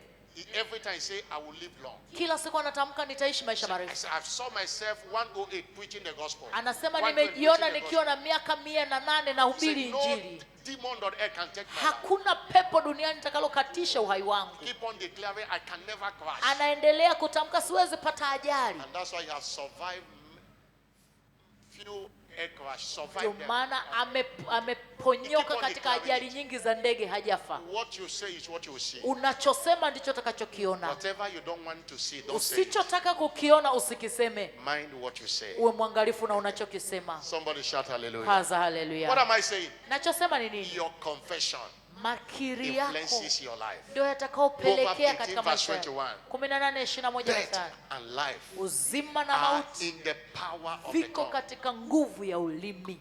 Talk exemption. Ongea kuepushwa To take exemption. ili kuchukua kuepushwa. Exercise your exemption by talking it. Jizoeze, tendea kazi kuepushwa kwa kusema kuepushwa. Because what you say determines where you stay. Kwa sababu unachosema ndio kitaamua utakaa wapi. What you say determines what you see. Utakachosema ndio kitaamua utaona nini. Speak exemption. Sema kuepushwa And you will experience exemption. na wewe utaona Psalm kuepushwa. 91 verse 2 says, Zaburi 91:2 I anasema, will say of the Lord. nitasema.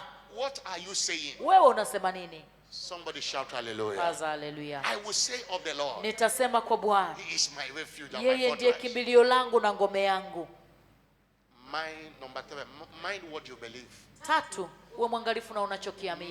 Mind what you believe. Uwe mwangalifu na When you unachokiamini. believe that exemption is not real, it won't be real in your life. Ukiamini kwamba hakuna kuepushwa, basi But when you hautaona. believe that exemption is real, Lakini ukiamini kwamba you will umeepushwa, experience it. utaona.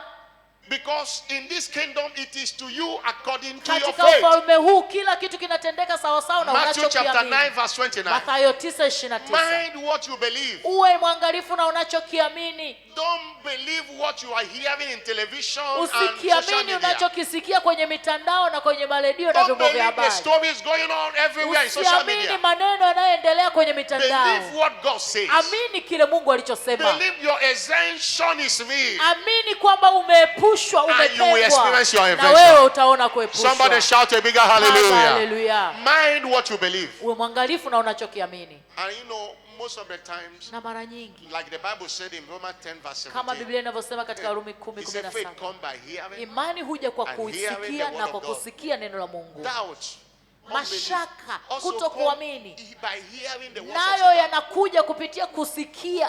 There are news you hear, Kuna inform what you habari believe. zingine ukizisikia There zitashusha are moyo. stories and gossip you hear, Kuna inform what you hadithi believe. na umbea unaosikia vinachafua na If you kunajisi must moyo wako. mind what you believe, mind what Uwe you hear. mwangalifu na kile unachoamini na kusikia. Somebody shout Kaza hallelujah. haleluya. Somebody shout Kaza hallelujah. haleluya. Somebody shout a bigger Kaza hallelujah. haleluya. Psalm 125 verse 1 to 12.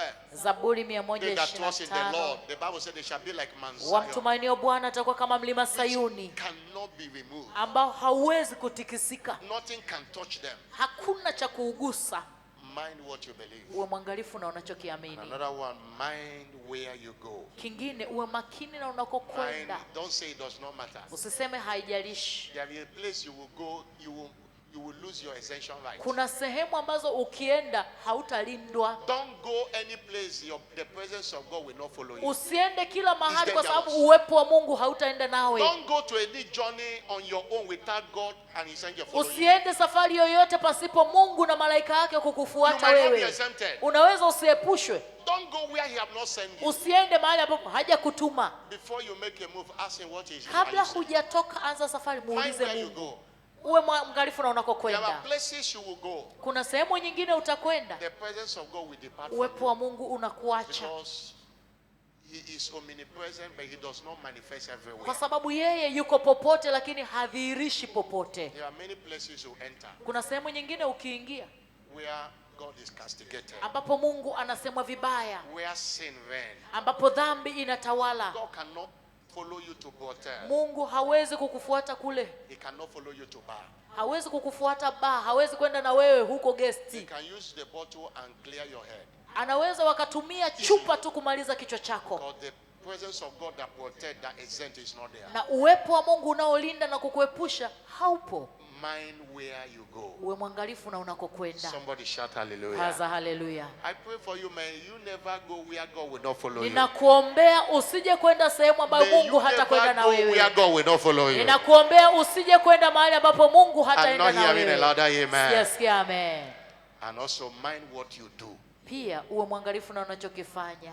Isaiah chapter 3 verse 10 say to the righteous, "It shall Isaya be well with 3:10, him, and waambie he watu shall wangu eat the fruit itakuwa of his heri doing." kwao na watakula matunda ya kazi If your zao. case must be different, Kama nataka swala lako liwe tofauti, your action must be different. matendo yako lazima yawe tofauti. If your case must be different, Kama swala lako nataka liwe la your tofauti, action must be different. matendo yako lazima yawe Ephesians tofauti. chapter 5 verse 11 and Waefeso 12. 5:11-12. Ephesians chapter 5 verse 11 and 12. Waefeso The Bible 5:11-12. says, "Have no fellowship with unfruitful works of darkness, Wala msishirikiane na matendo yasiyozaa ya but giza, rather reprove them. bali miyakemee, For it is a shame kwa maana ni aibu. even to speak of those things which are done of them in secret." Kwa maana ni kwa kuwa yanatendeka kwao kwa siri, na ni aibu hata kuyanena. Mind what you do. Uwe mwangalifu na There are unachokifanya. things you have been doing that have been denying you your exemption. Kuna vitu ambavyo umekuwa ukivifanya vimekunyima Stop doing kuepushwa. Acha kuvifanya, And do the things that will please alafu God. fanya vile vinavyompendeza Mungu. Somebody say, "I hear." Sema nasikia. Stand up on your feet. Simama, Lift up your voice and give inua him all the sauti yako, glory. mshukuru Mungu. Somebody bless, shout a big Wewe amen. uliyebarikiwa paza amen. Lift up your voice to Jesus Inua and give him all sauti the yako glory. kwa Yesu, Your mshukuru. exemption is sure, no devil can Kuepushwa stop it. kwako ni hakika, hakuna Lift up your shetani voice wa and give him the kuzuia. glory, give him the honor, Mshukuru, mshukuru, give him the adoration. mshukuru, Oh, Yalaba, thank him for his shukuru. word. Anytime you hear the word, give him thanks Kila for his word unapolisikia neno, mshukuru Mungu kwa and neno receive lake, grace to put them to na work. upokee neema ya kuitendea Your mentality kazi. is changing. Your mentality is Mtazamo wako changing. unabadilika, Your ufahamu mentality wako is changing. You are unabadilika, developing. Oh, unakuwa, exemption mentality. ufahamu wako unabadilika Exemption sasa. mentality. Ufahamu wa You will not kuepushwa, take destruction again over your life. hautafikiri kuharibiwa tena You katika will maisha think yako. exemption. Lift up your voice. Utafikiria Lift up your voice. kuepushwa. Oh, yakata shuli yakata libando bandala brakando lobo. Ayuliando shakobelando balikatu shakaba.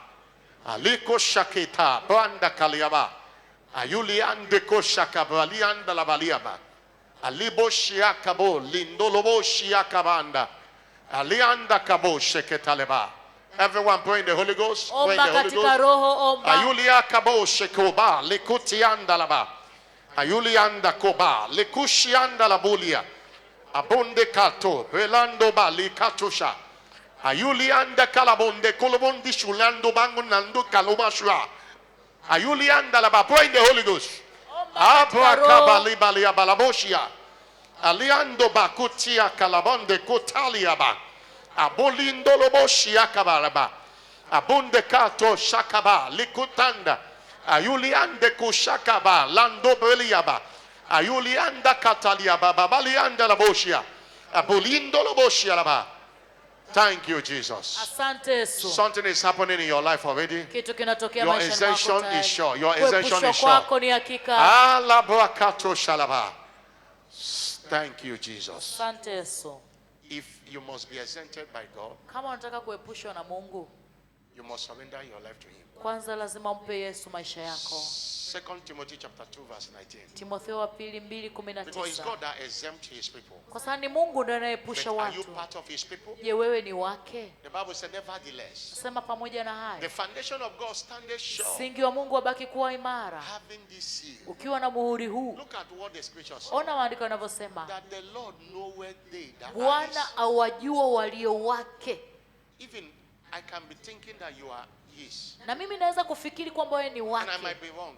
naweza nikakosea, For He knows they that are kwa His. sababu yeye ndio anayewajua There's walio nothing you wake. can cover in the sight of God. Hakuna cha kufunika He machoni mwa knows Mungu. every secret thing. Anajua kila cha siri. He said He knoweth they that are His. Yeye anawajua walio Not wake. everybody in church are His. Si kila aliye kanisani ni wake. Some are in church to play religion. Wengine wako kanisani kwa sababu ya To udini. become His own, Ili uwe wake, you must surrender your life to Him. lazima uokoke, umpe Yesu maisha So the yako. Lord knoweth they that are His. Bwana awajua And walio let wake, everyone that nameth na the name of the kila Lord alitajaye jina la Bwana depart from iniquity. auache That is uovu. what it does to be exempted. Hicho ndio kinachohitajika ili uepushwe. Somebody shout hallelujah. Paza Your haleluya. departure from iniquity Kutoka kwako kwenye uovu na is dhambi the beginning of your enjoyment ndio of exemption. mwanzo wako wa kufurahia kuepushwa. Depart. Ondoka. Hallelujah. Haleluya. That's why there are people in this service today Ndio maana kuna watu kwenye ibada hii leo who does not know God. God ambao does not even know them. hawamjui Mungu na Mungu hawajui, And they want to make God their na father. wanataka wamfanye Mungu kuwa baba yao leo. Hallelujah. Haleluya. God is here to receive you. Mungu yuko hapa ili akupokee. And I'm here to pray for you, to lead you to Him. Niko hapa ili nikuombee, kukupeleka kwake, And you see things will happen. na utaona mambo What yanabadilika. others are suffering in your Kila family ambacho will not suffer kinawatesa wengine kwenye you. You are familia born yako. again. You are not born again to suffer again. Umeokoka, hujaokoka ili When you are uteseke born tena. again, all those things are gone. Unapookoka hayo yote yanapita. 2 Timothy chapter 5 verse 7, 2 Corinthians chapter 5 verse 17. Wakorintho wa pili If any 5:17. man is in Mtu yoyote Christ Jesus, akiwa Kristo Yesu He's a new creature. amekuwa kiumbe kipya, All things are passed ya away. kale yote yamepita, All things. ya kale yote. 5:17. All things are passed away. 5:17. Somebody shout hallelujah. Kaza haleluya. Somebody wants to say, Pastor, pray for me. Wewe unayetaka kuokoka, unataka mseme mchungaji, I know niombee. you need Jesus. Najua unamhitaji Yesu. Unajua kabisa Wherever hujaokoka. you are, Popote ulipo, put your hand in your chest. Let me weka pray for mkono you. wako wa kulia You kifuani. want to surrender to nikuombee. Jesus? Wewe ambaye haujaokoka, You want to hauna Yesu maishani You mwako, want to return to unataka Jesus? kumrudia Yesu, I want to pray for you. weka kwa furaha kabisa mkono wako Your life will kifuani. never remain the same. Nataka nikuombee na maisha Help yako me wherever you are. yatabadilika. Put your hand on your chest. Popote ulipo, weka mkono wako wa kulia You want to kifuani. return to Jesus? Na wewe ambaye ulikuwa umeokoka And ukaanguka you ukarudi nyuma, put a mark of exemption. na yeye ataweka alama ya kuepushwa juu yako. Hallelujah. I will Hallelujah. lay hand on you and that mark of exemption will be upon you. Nitakuwekea mkono na Mungu ataweka alama ya ulinzi juu And yako, your life will never na remain. maisha yako yatabadilika, hayatakuwa Put it kama very yalivyokuwa well. mwanzo. Weka vizuri mkono wako, And come forward here. Let me pray. njoo mbele nikuombee, Come. njoo mbele nikuombee. Clap your hand. Let them Pigie come. Yesu makofi wakati anakuja. Njoo mbele come, nikuombee, come, njoo come. mbele, njoo Come. mbele nikuombee. Come. Joe. Wherever, everywhere. Come. Njoo. Come. Wewe ambaye unataka kuokoka, Clap your hand, church. Let them hujaokoka. come. Let them Wewe come. uliyekuwa umeokoka ukarudi That man nyuma, there. njoo Still putting your mbele. hand on your chest. Come. Wewe mwenye t-shirt Come, ya come, njano and uliweka Jesus is mkono, calling you. weka, Come. njoo mbele. Come. Wherever you are. Popote ulipo Wherever you njoo. are. There is joy in heaven over Unajua one soul that repent. hujaokoka, unataka kuokoka. Come. Uliokoka Come and receive ukarudi Jesus. nyuma, Come and surrender all to ukaanguka. Jesus. Njoo mbele, mpe Yesu Come and maisha surrender yako. all to Jesus. Njoo Come and mpe surrender Yesu all. maisha yako. Don't stand there waiting. Usikae tu, njoo. Jesus is calling you. Yesu Come. anakuita. Come. Yesu anakuita. Come and receive Him as your Lord and Njoo personal mpokee Savior. yeye kama You Bwana will put Mwokozi a mark wako. of exemption upon your Ataweka forehead. alama ya ulinzi juu You ya will be maisha exempted yako. from sicknesses and diseases. Utalindwa mbali na You will be magonjwa na exempted from maradhi. all evils. Utalindwa mbali na mabaya yote. Come. You are still Njoo standing there. mbele, Come. bado umesimama huko, njoo Come and say, mbele. Jesus, Njoo mwambie Yesu, I receive you today. Come. ninakupokea wewe Somebody leo. come. Njoo mbele. Oh, yakabalandu shiketoliba. Olilo balando kalaboshi andolobonde kiatolaba. Come. Njoo mbele. Let the people in the second line, let this place fill. Lako sheketu shalabaliaba. Aliandalaba. Come. You are Wewe there. ambaye bado hujatoka Maybe you na have been unajua born again hujaokoka. Labda uliokoka siku za Maybe nyuma. you have been born again before. Uliokoka siku za nyuma. And something happened, you made a mistake. Lakini kuna jambo lilitokea ukarudi nyuma There is ukaanguka. mercy for you. Kuna rehema kwa ajili yako. Return. Mrudie When you Mungu. have returned, you will be restored. Utakapomrudia utarejeshwa. Return. You have been born again before. Uliokoka huko nyuma lakini But ukaanguka. you know it very well Unajua fika that you disconnected. kwamba umejitenga na And Mungu. the solution is to reconnect. Na jawabu ni kujiungamanisha Come forward here. tena. Let's reconnect Njoo you. mbele tukuunganishe tena. Let's reconnect you to your master. Tutakuunganisha na Mungu And you wako. shall enjoy your Nawe ascension. utafurahia kuepushwa. Congregation, clap your hand for these souls that have come out today. Kusanyiko, tumpigie Bwana makofi kwa watu And hawa waliokuja have hapa your mbele. seats. Tukae, And let's lead them to Christ. tuwaongoze kwa That's Kristo. the greatest miracle in any service. Huu ndio As such. muujiza mkuu kuliko yoyote ile. Hallelujah. Haleluya. Put your hand in your chest, everyone. Weka mkono wako wa kulia kifuani uliokuja hapa mbele. Pray this prayer of faith after me. Halafu rudia maneno haya ya imani. Say, Lord Jesus, Sema, Bwana Yesu. Wewe uliyekuja hapa mbele, tamka kwa sauti, sema, Bwana Yesu. continue in Swahili. Sema, Bwana Yesu, ninakuja kwako. Mimi ni mwenye dhambi. Nisamehe dhambi zangu zote. Nioshe kwa damu yako. Futa jina langu kwenye kitabu cha mauti. Andika jina langu kwenye kitabu cha uzima. Tangu leo ninakupokea uwe Bwana na Mwokozi wa maisha yangu. Amen. Father, thank you for these souls you saved. Baba, asante kwa hao uliowaokoa. I welcome them into the household of God. Ninawakaribisha katika familia ya Mungu. Their names are deleted from the book of death. Majina yao yamefutwa katika And we vitabu write it with vya a golden kifo. pen in the book of life. Wameandikwa katika peni ya Lord, dhahabu a katika new kitabu cha beginning for uzima. every one of them. Mwanzo mpya kwao If wote. anyone is in Christ Jesus, all things are passed Yeyote away. akiwa katika Kristo yote Let Yesu all yote things pass away in their amepita. life. Hebu kila yaliyopita yapite Every maishani sickness, mwao. infirmity in their life give way. Kila maradhi na magonjwa yaondoke maishani Father, mwao. put a mark of touch not upon their Bwana, forehead. weka alama ya usiniguse A katika mark of maisha yao. ascension. Alama ya As this kuepushwa. hand is laid upon them, Mkono huu unapowekwa juu yao, Lord, move them to another level. Bwana apeleke viwango Let every vingine. sickness in their life give Kila way. magonjwa maishani Let mwao every one of them yaondoke. contact grace. Kila mmoja wao apokee Any one neema. of them being tormented by the Yeyote devil, anayeteswa na in the mapepo, name of Jesus, katika jina lose la your Yesu, grip over their life. wafungue watu In the wako. name of Jesus, Katika jina kula receive Yesu. grace. Pokea neema. Receive grace. Pokea neema. Receive grace. Pokea neema. Receive grace. Pokea neema. In the name of Jesus, Katika receive jina grace. kula Yesu, In pokea the name neema. of Jesus, receive Katika grace. jina la Yesu, In pokea the name neema. of Jesus, receive Pokea grace. neema. In the name of Jesus, Pokea receive grace. neema. Leshua Kalabando, receive grace. Pokea neema. In the name of Jesus, Katika jina kula Yesu. receive grace. Pokea I neema. cover every one of you with the blood of Jesus. Ninafunika nyote kwa damu ya Yesu. And that mark of ascension is Na upon hiyo your forehead. alama ya ulinzi iko What juu others yako. suffer, you will not Kile suffer it anymore. kinachotesa wengine hakitawatesa ninyi. Your case is different from henceforth. Swala lako ni tofauti kuanzia In sasa. Jesus' name. Katika jina kula Yesu. Congratulations. Hongera. Congratulations. Hongera. Congratulations. Hongera. Please follow our church officials. They Nenda minister na wale to you. wahudumu watawahudumia. Congregation, stand up on your feet. Washirika wote tusimame. As we decree our exemption now, Wakati tunatamka we kuepushwa exercise kwetu, our authority. tutendee kazi mamlaka yetu sasa. Tamka kuepushwa kwako. Tamka sasa kuepushwa Being kwako. born again, change your bloodline.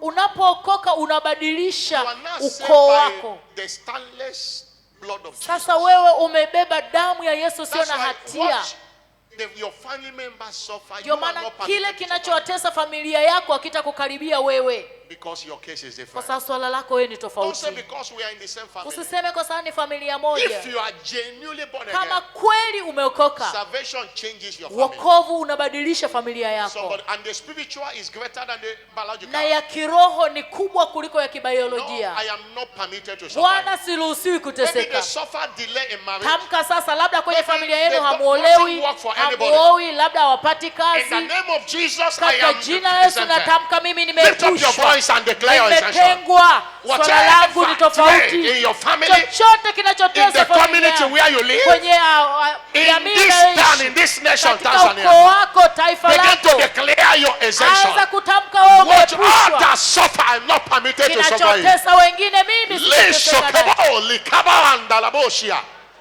Aliko tokotobe leketo balande kilo. Olianda kaba. Lichi Wakambo. This is not the way to pray. Hiyo sio namna ya kuomba. Somebody shout amen. Paza amen.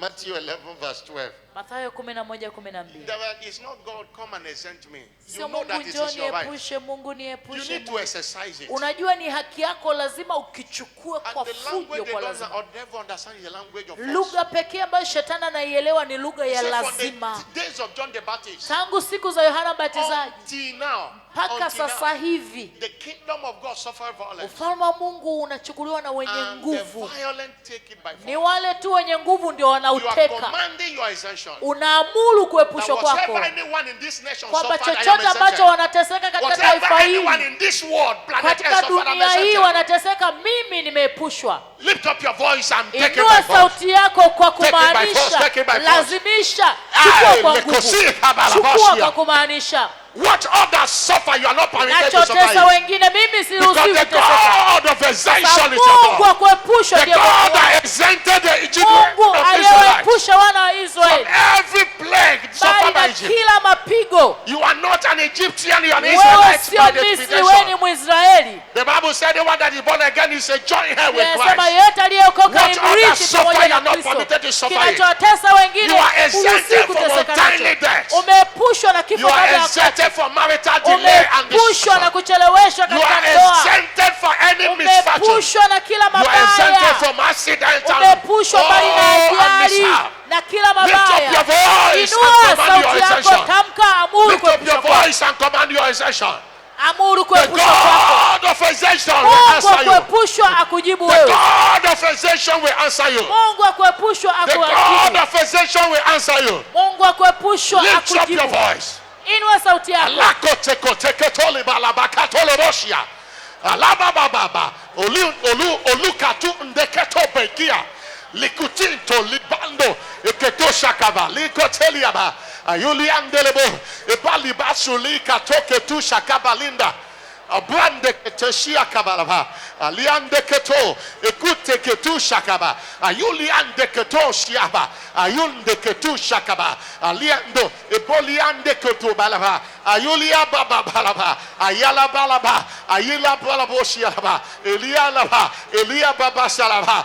Aliandelebo ebalabo shialaba. Alia baba katokoto eketeketokoto eketusha lakatonde keto ebrande kalaba. I command everyone, oh, suffering what others Egyptians are suffering. Today that suffering is over. Oh, your case is different. Your case is different.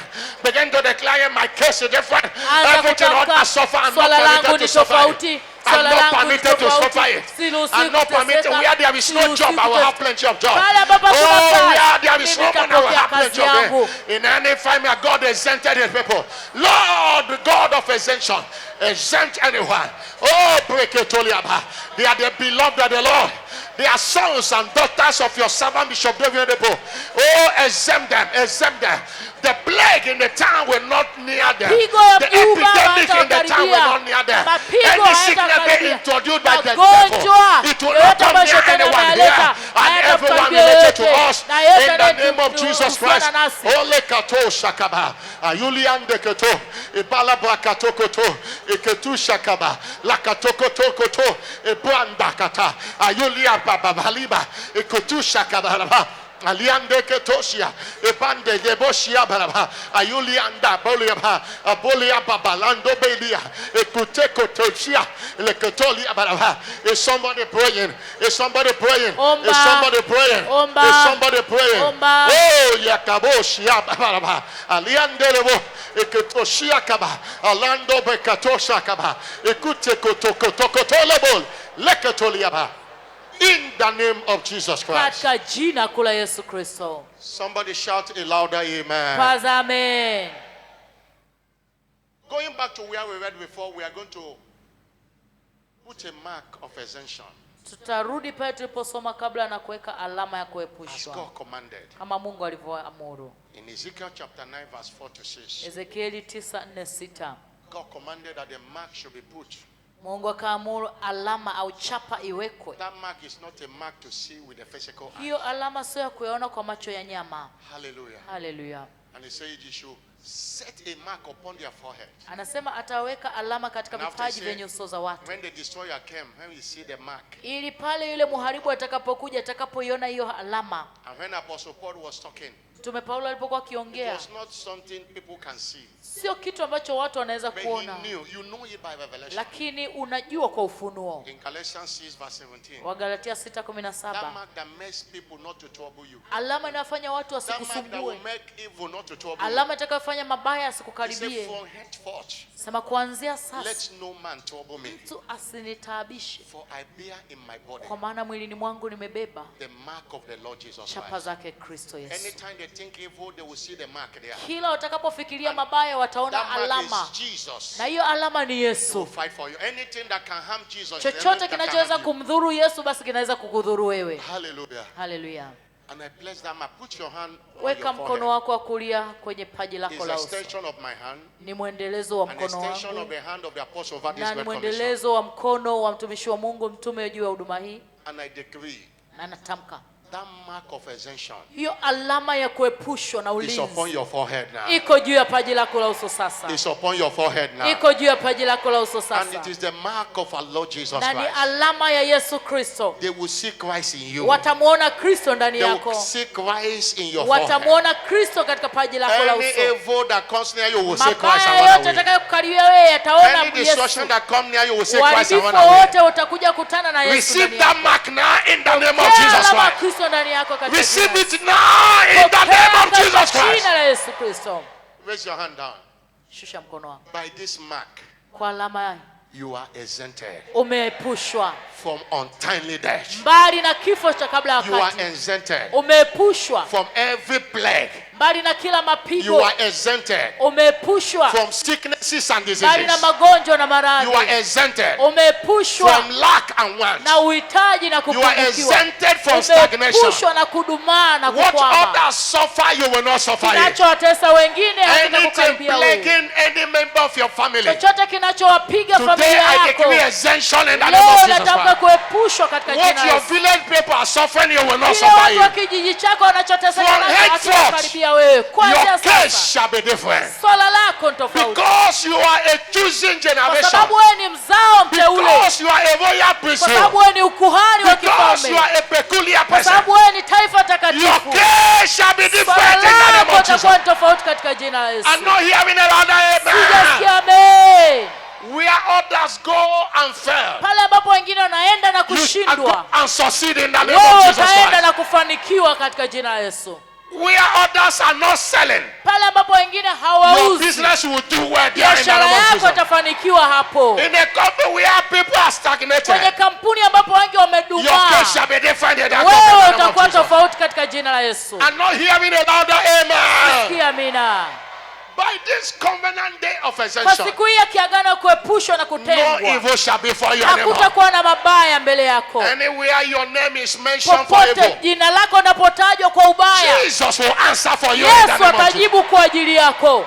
Anywhere they invoke you, Popote wanapokuchochea Jesus will wewe, appear on your behalf in Yesu the name of Jesus. atapotokea kwa ajili yako. Whatever that cannot harm Jesus Chochote ambacho hakiwezi kumdhuru is Yesu not permitted to harm you in the name of hakiruhusiwi Jesus. kukudhuru wewe katika jina la Yesu. They will say of you, Watasema kukuhusu wewe, don't come near him. usimkaribie, Don't come near her. usimkaribie. He carries fire. Amebeba moto, She carried fire. amebeba moto. So shall it be in the name of Ndivyo Jesus Christ. itakavyokuwa katika jina la Yesu. Man mentioning of your name Hata yote atakayetaja jina lako will cause havoc in the camp of your enemies. italeta shida katika kambi ya adui Anytime yako. they see your face, Kila atakapoona sura they yako will fall down in the name of Jesus Christ. wataanguka katika jina la Yesu. Because of this mark upon your Kwa forehead, sababu ya alama hiyo kwenye paji lako la uso, devil and his cohorts shetani na mapepo will wake fall for your sake in the name of Jesus Christ. wataanguka kwa ajili yako. I'm not hearing a louder amen. Amen. You are exempted forever from accidents. Umetengwa na kuepushwa kutoka kwenye As you ajali. fly on earth, you will not be in a plane that will crash. In the name Utakapokuwa of, angani hautapanda ndege as you itakayoanguka. enter ship or any boat, Utakapoingia boti au ndege au you will meli, not drown in the name of Jesus Christ. hautazama majini katika jina la Yesu.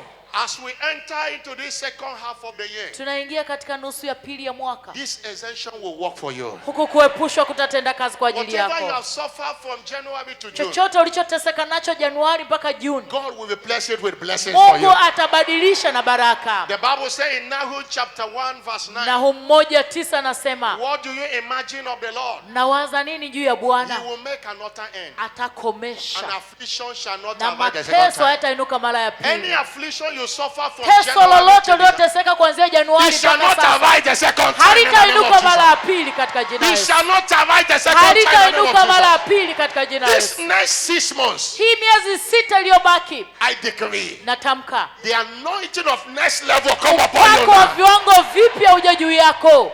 On Friday, God's servant anointed us, anointing for next level. Ijumaa mtumishi wa Mungu alitupaka mafuta kwa ajili ya And viwango it's vingine, extended to every winner worldwide. na kwa kila mmoja mshindi You duniani are kote. anointed for next levels in the Umepakwa name of Jesus mafuta kwa Christ. ajili ya viwango vingine. This next 6 months, Miezi hii 6 ijayo even beyond, hata kuendelea shall be months of next level itakuwa testimonies. In the- shuhuda za viwango vingine, And there shall be no end to your next na levels. hakutakuwa na mwisho wa There shall viwango be no end to vipya. your next levels. Hakutakuwa na mwisho wa Before viwango you finish vipya. one testimony, Kabla hujamaliza ushuhuda another one moja, will be waiting there. mwingine utakuwa na You'll be kungoja. hearing from people, congratulations. Utasikia kutoka kwa watu, Congratulations. ongera, ongera, Congratulations. ongera, ongera, Congratulations. ongera, ongera, Congratulations. ongera, Congratulations. ongera, Congratulations. ongera, Congratulations. ongera, Congratulations. ongera, ongera, In the name of Jesus katika Christ. jina la Yesu.